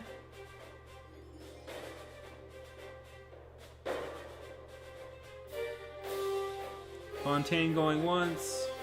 Fontaine going twice. Let's go with Fontaine loyalty soon. Need a Van Mulligan for Pro. Like, I don't know how it's going to impact the story, though. Well, it'll be interesting to see. Is this going to be like the ending of Mass Effect 2, where it's like you could lose people based on their loyalties, kind of a thing? Like if you play the characters wrong in the final scene, that like you're going to end up having people die. I don't know, man. Like it'd be interesting. Like if I don't know, Pro kind of deserves it. I don't know. I'm still kind of like, why did he sell out the rebellion? That was kind of dumb. Fontaine takes me back to Velnorth, and we look at the Grand Tree. It makes sense they want to accomplish his lifelong dream before the final battle.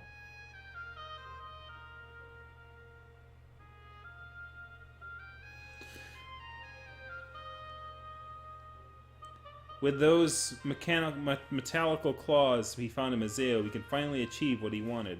And of course, he wanted me to achieve it with him. I'm grateful that he chose me, but I'm also a little worried. Is this really what I could pull off with these kind of tools? I guess this is it. I can't leave for Balteus with any regrets. So I'm finally going to do it. I'll climb the Grand Tree. And with someone like you, no less. Think they'll talk about this in the history books? I mean, I don't think anybody else has done this before. We were going to be the first. Here, you need to put these on like gloves. There's another pair that goes on your feet as well. After that, we just climb. We don't need to find footholds. Being able to create them ourselves? Now that's a good invention. I gotta give credit where credit is due. The Zayans know what they're doing. Don't tell anybody, though. These might very well be under the trade ban. He gives me a quick wink. It's alright, though. I won't tell anybody. It looks way taller than I remember. I'd try to give you some advice, but I don't have any. With those tools, this should be pretty easy. At least, I hope. Yeah, let's cut up this tree with claws. Just don't fall, Monarch. I don't know if you could survive something like that. I've fallen from way shorter trees and been in pain for months. Sure, great at instilling confidence.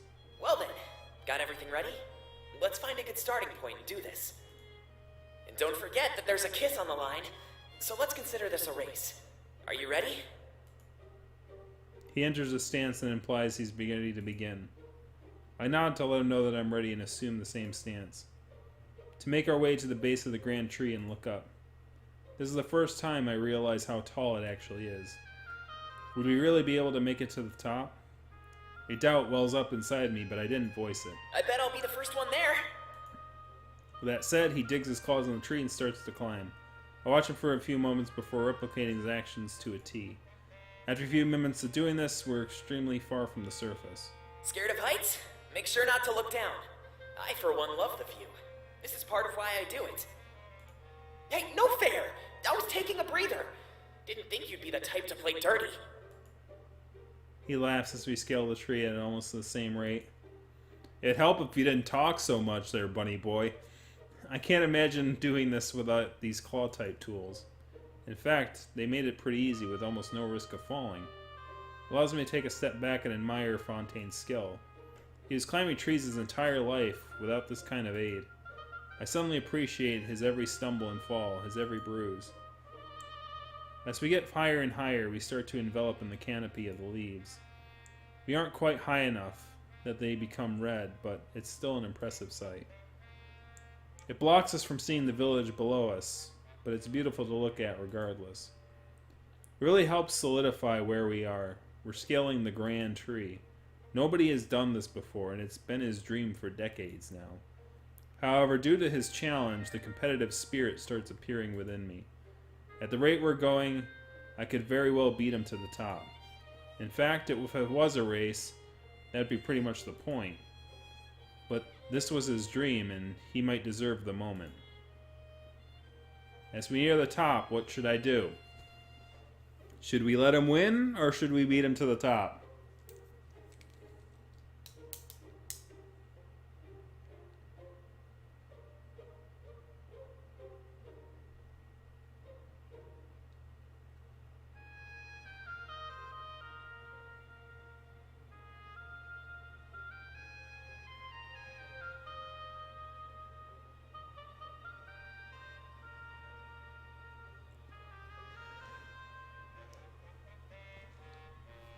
Yeah, let him win. Let him win going once. Let him win going twice. I decide intentionally to throw my progress. Fontaine deserves to win. I feel it's only fair. As we get higher, we reach the blood leaves and high. When we reach the final stretch, I fake a small stumble. Nothing to put myself in danger, but just give myself a slight delay. After Fontaine has gotten far enough, I get myself back on track. It's not much longer before we reach the top, but he's clearly victorious. He laughs and sits on a massive branch, big enough to support both of our weights. I follow him up there and sit beside him, taking a huge sigh of relief. We did it. I can't believe we did it, Monarch. And of course, I had a feeling that I'd win. Never think you can rise above the master. He smiles and inches a bit closer towards me as we sit on the branch. Look at that view. I know we can't see the village, but these leaves? I never thought I'd get to see them up close like this before. I've only ever seen them when they wilt and fall off. But being up here and seeing them fresh, wow. I wish I could take some with me, but I know I can't. He runs his hands through some of the blood leaves, clearly in awe. You know, this doesn't feel like I thought it would.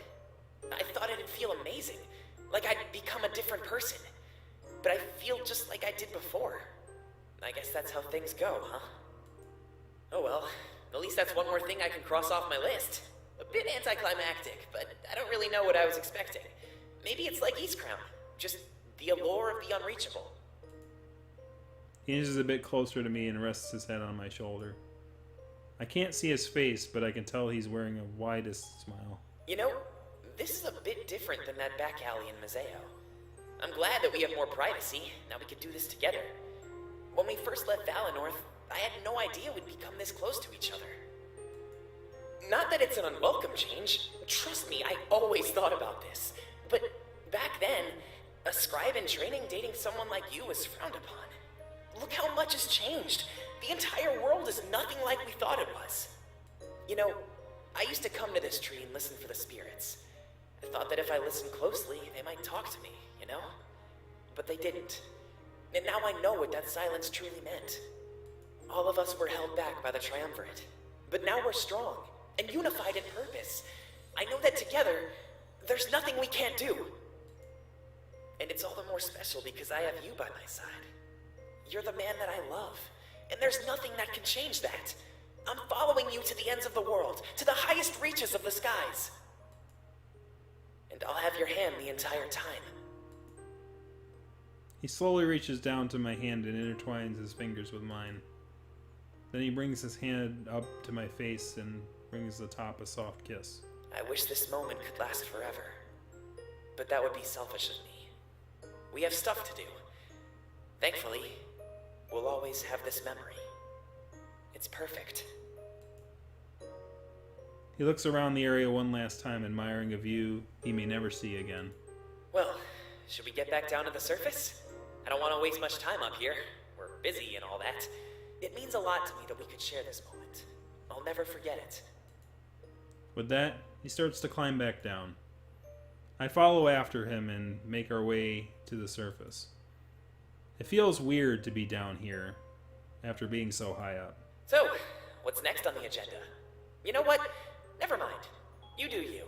I'll be around if you need me for any reason at all. Yeah, I'd hope so, game. He walks away with a big smile on his face. I guess a dream come true on that day. When you got to Balteus, he'd have no regrets. Alright, we have 3 left. Howl, Domic, or Valerie.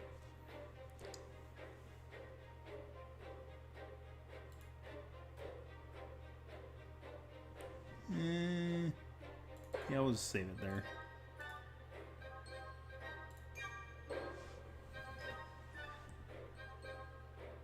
Valessa, thank you. I was saying Valerie. I'm like, it's a V name with a V-A-L. Like, I'm bad with names. Sorry, Valerie. Or Valessa. Jesus, I did it again. Your name's Valerie now, whether you like it or not. It's Valessa. Alright. Valessa going once. Valessa going twice.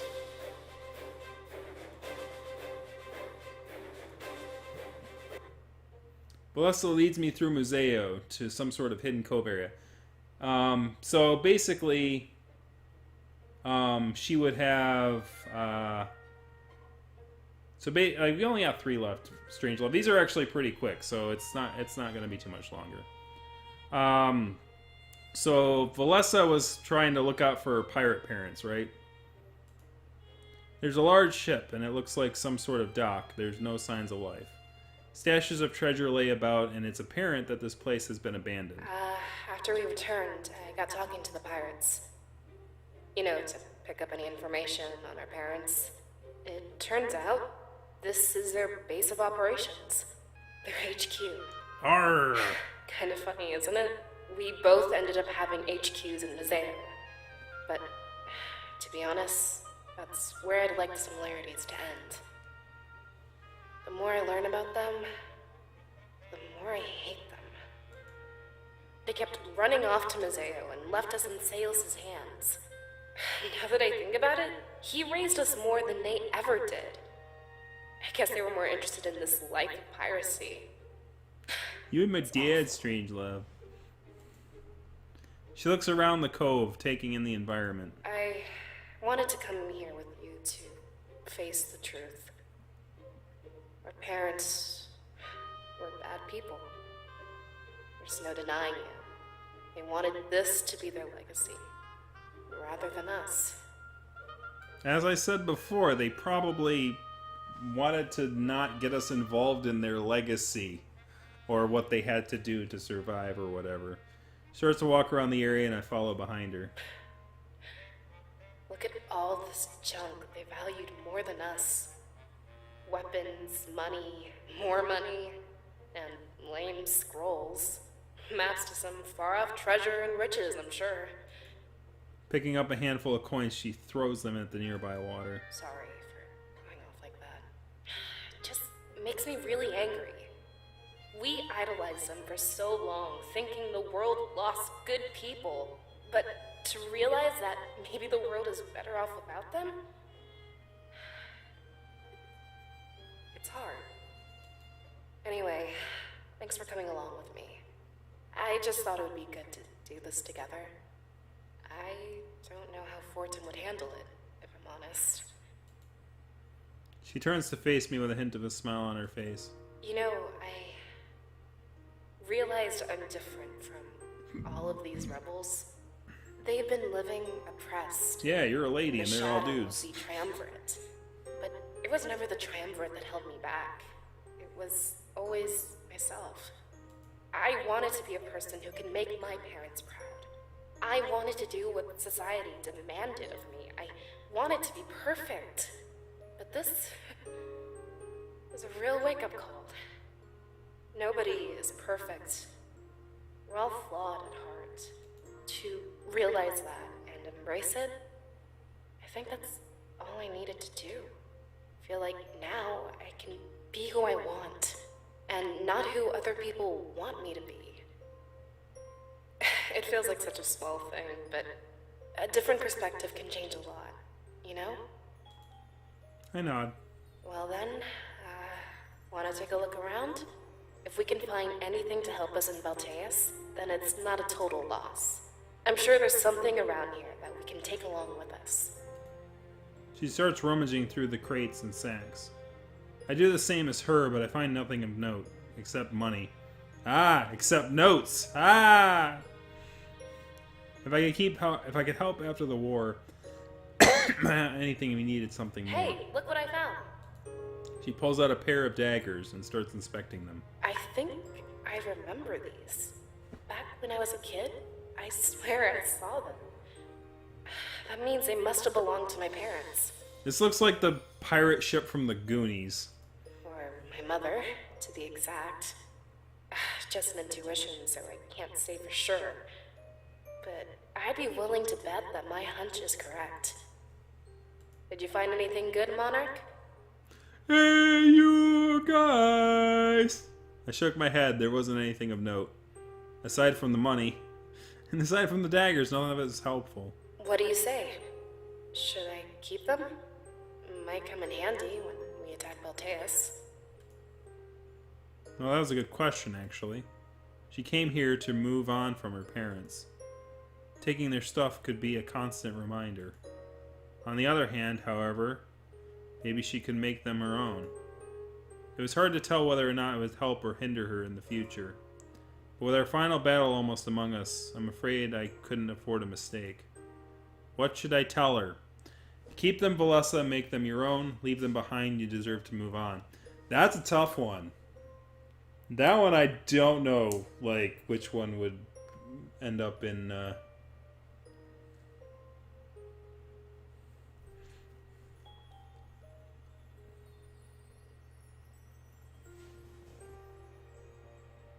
RM her? Don't take it. One keep, two keep. What the heck? How could we possibly know? Yeah, right? I know, no, but this one's not a simple one. All the other ones are like, oh yeah, that seems pretty... At least if you want the loyalty point, right?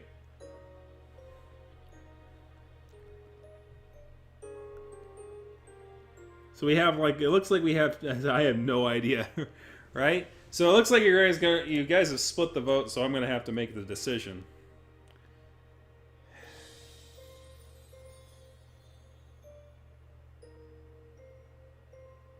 Yeah, remember Pro, when I told Pro not to let him go, then obviously we didn't get the point. Well, let it go? Well, I know, oh, okay, let go. 1-1. So we have let it go is 2, 1-1.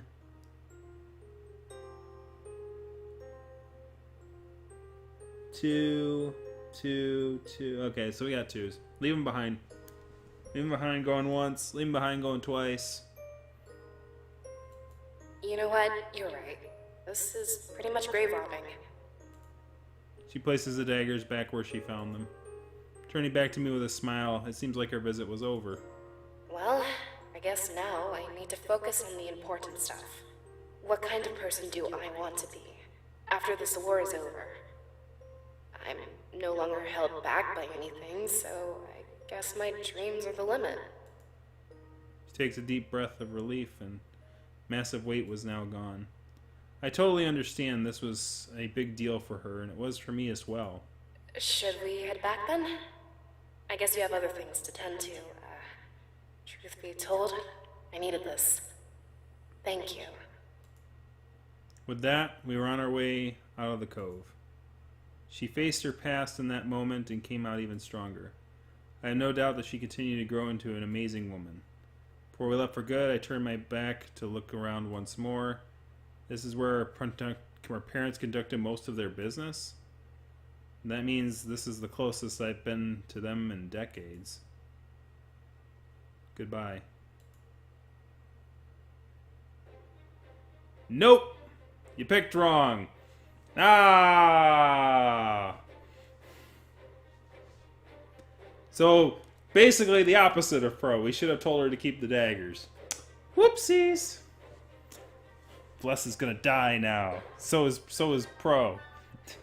No, I don't know yet.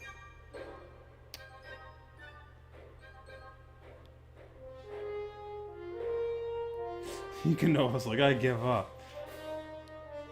Alright, we got 2 more.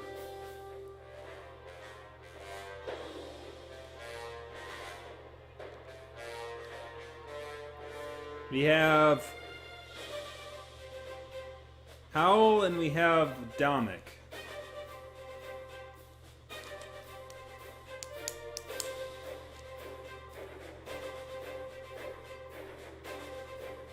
Life is that way, guys. We're just gonna move forward. We made the decision, and that's the decision we got. We got Howl.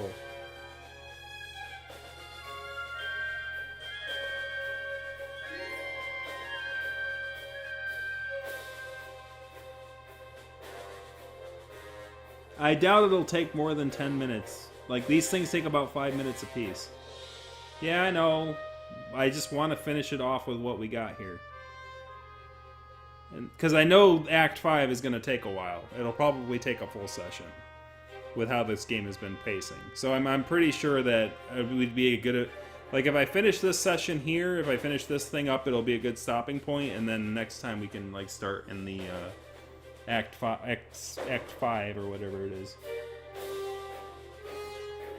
Alright, so we got Howl, we got Dominic.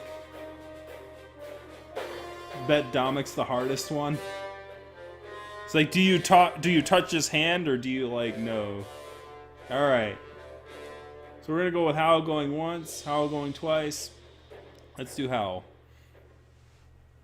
Howl enters my quarters carrying an aura of purpose with him. After East Crown, I know that something big has been on his mind. We were so close to the final battle, it was probably time for us to talk. Monarch, we must speak with you. It's about our upcoming attack on Balteus. At least we think it is. Things have become complicated. What do you mean complicated? We may be walking into a trap. This may be all part of the Triumvirate's plan.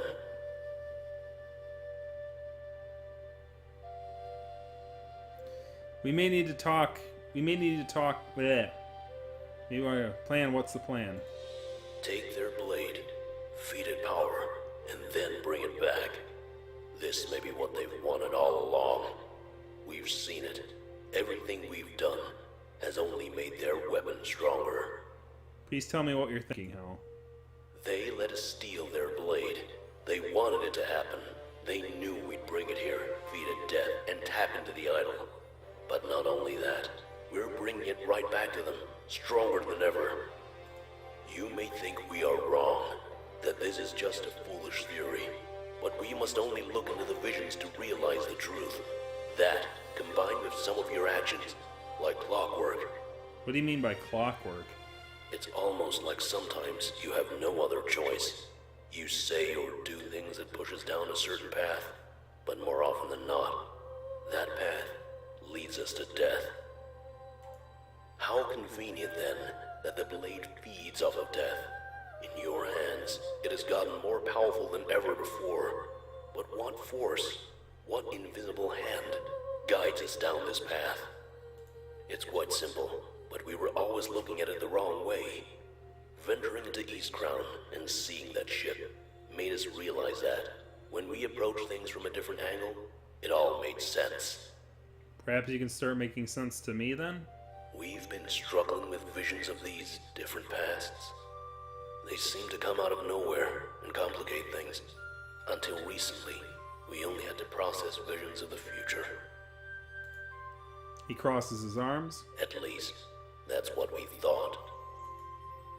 I take a step forward, interested to see where he's going with this. But now we realize we've never seen the future at all. It's impossible to see what has not yet been written, but it is easy to see what has already happened. Now he's lost me. These visions of different pasts aren't as out of place as we thought. You were told you had visions of the future, and chose to believe that fact. But they are not visions of the future. They, too, are simply different pasts. What? The key to all of this is the Blade of Exodus. It's a constant in every vision, but the power within varies, even when it shouldn't. There are inconsistencies.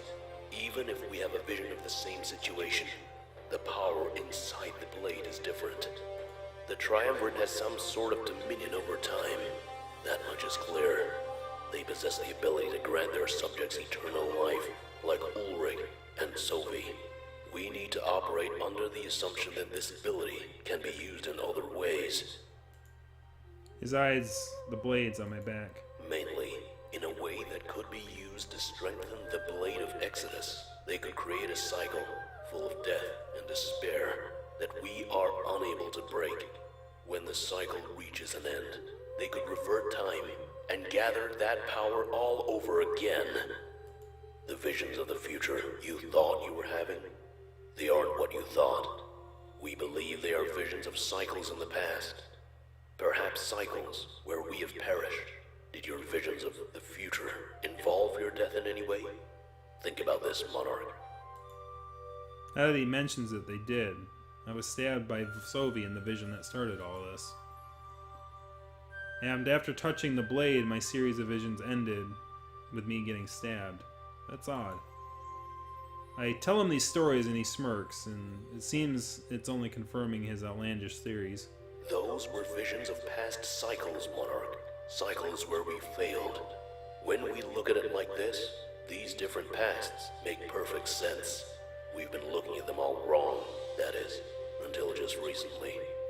It seems that we retain some prior knowledge from these cycles. Perhaps that is why we act in certain ways, as if we have no options. In the back of our mind, we're pushing ourselves in the same direction. Cycles, directions, please explain. We think the Triumvirate is manipulating time. They are doing this in order to make the blade even stronger. The occupation, the formation of the rebellion, and the attack in the tunnels. All of those casualties simply serve to give the blade more power. We have no doubt that many will perish when we assault Maltius as well. But when the time comes, they can simply make it happen all over again. This is almost too much to comprehend. It makes sense when you think about it, especially with these tunnels. Those suits of armor knew exactly how to fortify this place for your army. They must have retained their knowledge and adapted each and every time. But only one question remains unanswered. Why? Why do they want to make this blade even stronger? What is their endgame? What do they desire? It is very possible that we are walking into a trap. That is, unless the blade has enough power to defeat them. Their plan, if it's as I expect, is a double-edged sword. What do you mean? My sword is a single-edged sword. An infinite cycle, created specifically to power the blade. There must be a cycle, a prime cycle, where we have the power to defeat them. A point where the blade is strong enough for us to win, but not yet strong enough for them. All we can do is hope that we've reached that cycle. The power in that blade is immense, but isn't enough. Hopefully you understand what we are trying to say. He's trying to tell me that we're trapped in some sort of time loop? A loop that the Triumvirate fashioned in order to get the blade its power? Not only that, but I never saw the future. I only saw past endeavors. Failed past endeavors. It's hard to believe, but death has definitely followed me and my allies. If their goal was to feed the blade with power, then they'd certainly succeeded. But how far back does the cycle go? Could it reach as far back as the occupation? Wait a minute. Attack Mazeo, kill Illicents, and incite a rebellion. Attack the rebellion, provoke them into attacking your home, and then destroy them. with what Hal said, it almost seems like they were walking into a trap. This can't be. The reason we see these things is because of the energy within us. It makes us sensitive in a way that others are not. We are both special, but I don't think visions are the only benefit of this power. There is more. Perhaps you see a flash of events that are happening elsewhere. Perhaps you can relive a conversation that has already happened. These echoes of past cycles manifest themselves in many ways. But when we look at it this way, everything makes sense. Everything has an explanation, and nothing is left up in the air. The only question is, do you believe us? Do you think we are correct? I don't know, it's all too extravagant to be true, or I believe you how everything, it makes everything seem more clear. I mean, obviously the idea is actually, yeah, obviously it's like, I think we're gonna, or do you think we're gonna fail this run, guys? Because that'd be kind of funny. We tried so hard and got so far. In the end, it doesn't even matter. So we got 1, 2, 1, 2. So we have a split vote. Alright, now we got 2.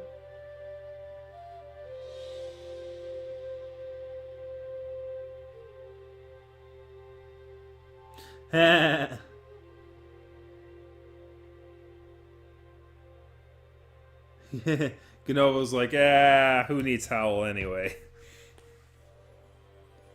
Alright, I believe you, Howl, going once. I believe you, Howl, going twice. I believe you, Howl. It makes things more clear. Good. We knew you would see the truth of things. This was an impossible matter to discuss with anybody else. We are special. And now we finally understand the reason why. He turns to leave, but tilts his head back to address me one more time. I guess he wanted to leave no stone unturned before we attacked Volterus. The Triumvirate is up to something. That much is clear. If it aligns with our theory, at least you will be able to act. Getting caught off guard would damage us beyond repair. That is not something we want our monarch to endure. Be prepared for anything, for the enemy will stop at nothing. If you can do this, then perhaps our victory will be more likely. With that said, he sees himself out of the room. That and all came out of nowhere, and I'm not sure how to react. But one thing was clear. There was much we didn't know. But would we learn the truth in Balteus? Or would we even make it that far? I don't know. I start to feel uneasy, even with all this new knowledge. Could we really have been fundamentally wrong about everything? As I go about my business, it's impossible to shake that thought from my head. Alright, Dominic, and then we're going to call it a night. Dominic leads me to the town square of Mazeo. Because of our recent conversations, I know what's going on. He's taken me to the spot where he had lost his mother during the occupation. It must have been hard on him. I can see him shaking as we walk through the town. But if facing this painful memory helped him move on, it was my duty to assist him. In the coming storm, he needed to be resolute. Helping him would help us all. I can't thank you enough for coming with me, Monarch. There's not many people I trust this much. I'm really glad I have you. Until today, I've only had dreams about doing this. But now, I'm strong enough. And honestly, it's all because of you. I give a little credit to my near-death experience, but not all of it. You've grown into a capable leader, and led us all down the right path. He smiles, and I smile back at him. It was nice to receive some support after all we've been through. Being the monarch wasn't very easy, but it's a weight that I had to carry. We walked through the town square, taking back alleys and occasional shortcuts. After a while, we end up at a large open area. I'm surprised they haven't built shops here. This is where town meetings are held. They don't happen very often, but they need a big open space.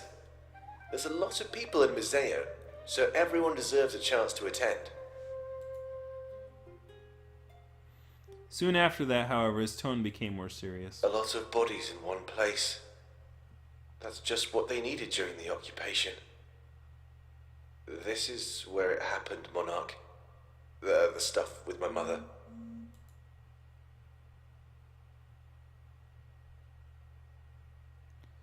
I don't know what his contact is, Strangelove, unfortunately. I nod at him and we step takes closer to the center. You may notice a crimson tint on the ground here. This is where they piled the bodies during the attack. So much blood.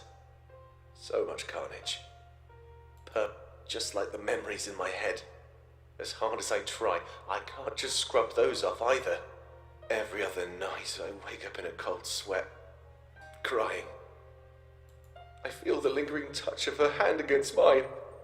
Then, the moment she goes away, it makes me feel empty inside. There's nothing left to feel, except all those corpses pressed against me. A warmth that slowly dissipates, leaving me cold and alone. I had to stay under them until things died down. Almost a whole day. The moment I could, I got out and took her pendant along with me. It's all I have to remember her by, but perhaps that's why I can't let it go. How can you move on from something when you remind yourself of it every day? Just the thought, of course. But after all I've been through, at least it's a thought with merit. He holds up his hand and shows me the pendant he's holding. I've seen it a few times now. He seems to carry it with him everywhere. Of course, as he suggested, that also means he carries the memories along as well. Let's keep moving. I'll show you exactly where it happened. Just stay close to me, okay? This is hard. I nod and start to follow him as we venture deeper into the open area. A podium rests at the center, likely where they held the meetings from. Soon I picture what this place would have looked like during the occupation, and I cringe. After a while, Dominic stops dead in his tracks and looks at the ground. His body language and reaction tells me exactly this is where exactly the trauma happened. I position myself right next to him and wait for him to speak. I couldn't rush him now. Well, this is it. He clutched the pendant close to his chest. Would you sit with me, Monarch? We might be here for a while after all. He sits down on the ground, attracting stares from a few passers-by. I join him, caring more for his well-being than the judgment of those around us. Looking down at the ground, he places the pendant down and moves around it slightly. It was right here. Oops.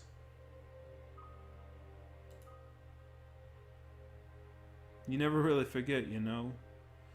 I hope it's not too weird for me to sit here with me. I shake my head and let him do what he needs to do. Coming here to face what happened. I needed to do this.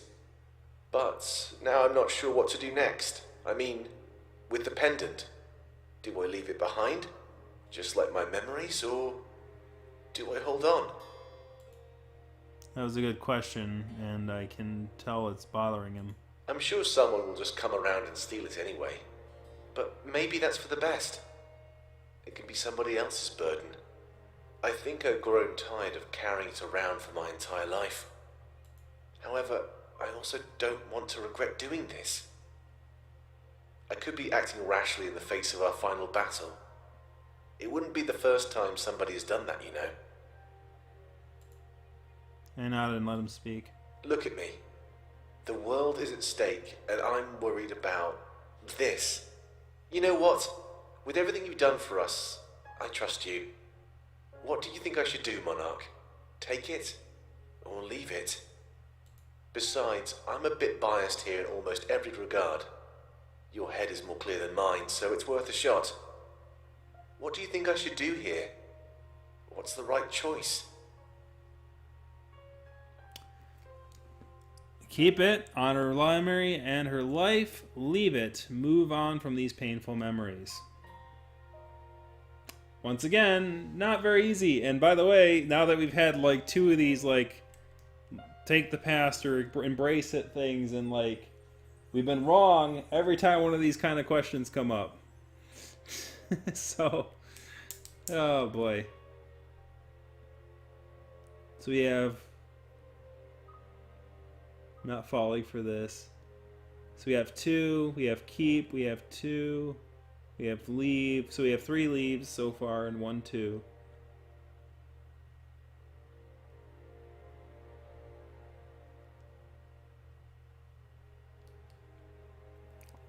I don't think that's an answer, Strangelove.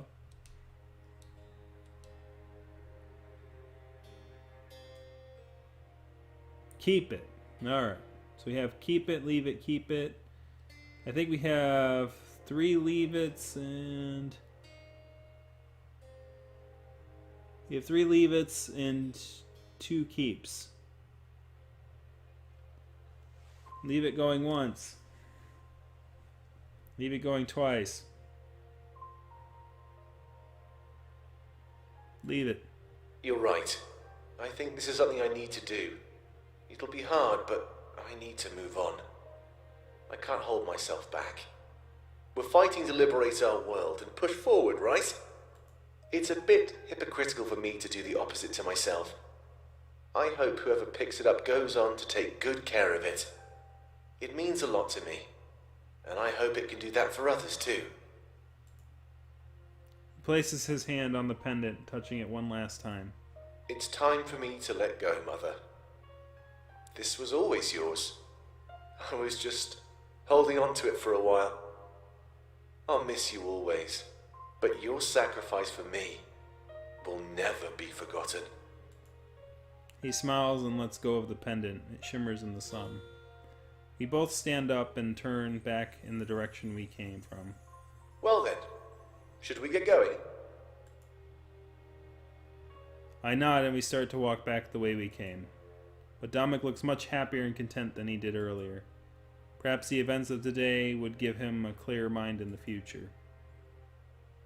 As our final battle was imminent, we would find that out sooner rather than later. Alright, we got 5 out of 7. But anyways,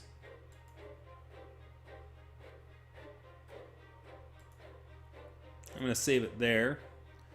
And we're going to stop here and we're going to do it next time. We're going to go to Act 5. And probably be probably the final session, I'm guessing, before the end of the game. Hooray! We did it! We did it! Anyways, thank you guys very much for watching. We did a long one tonight. It's almost 12:30. Get some sleep, guys. We'll be back on October 11th at 8:30 p.m. time. Probably for the conclusion. I don't know. Like, it might be 1 or 2 more sessions. I have no idea. I've already been playing this game for a full 24 hours. Woo! Oh, buddy. Anyways, have a good night, guys. We'll see you next week.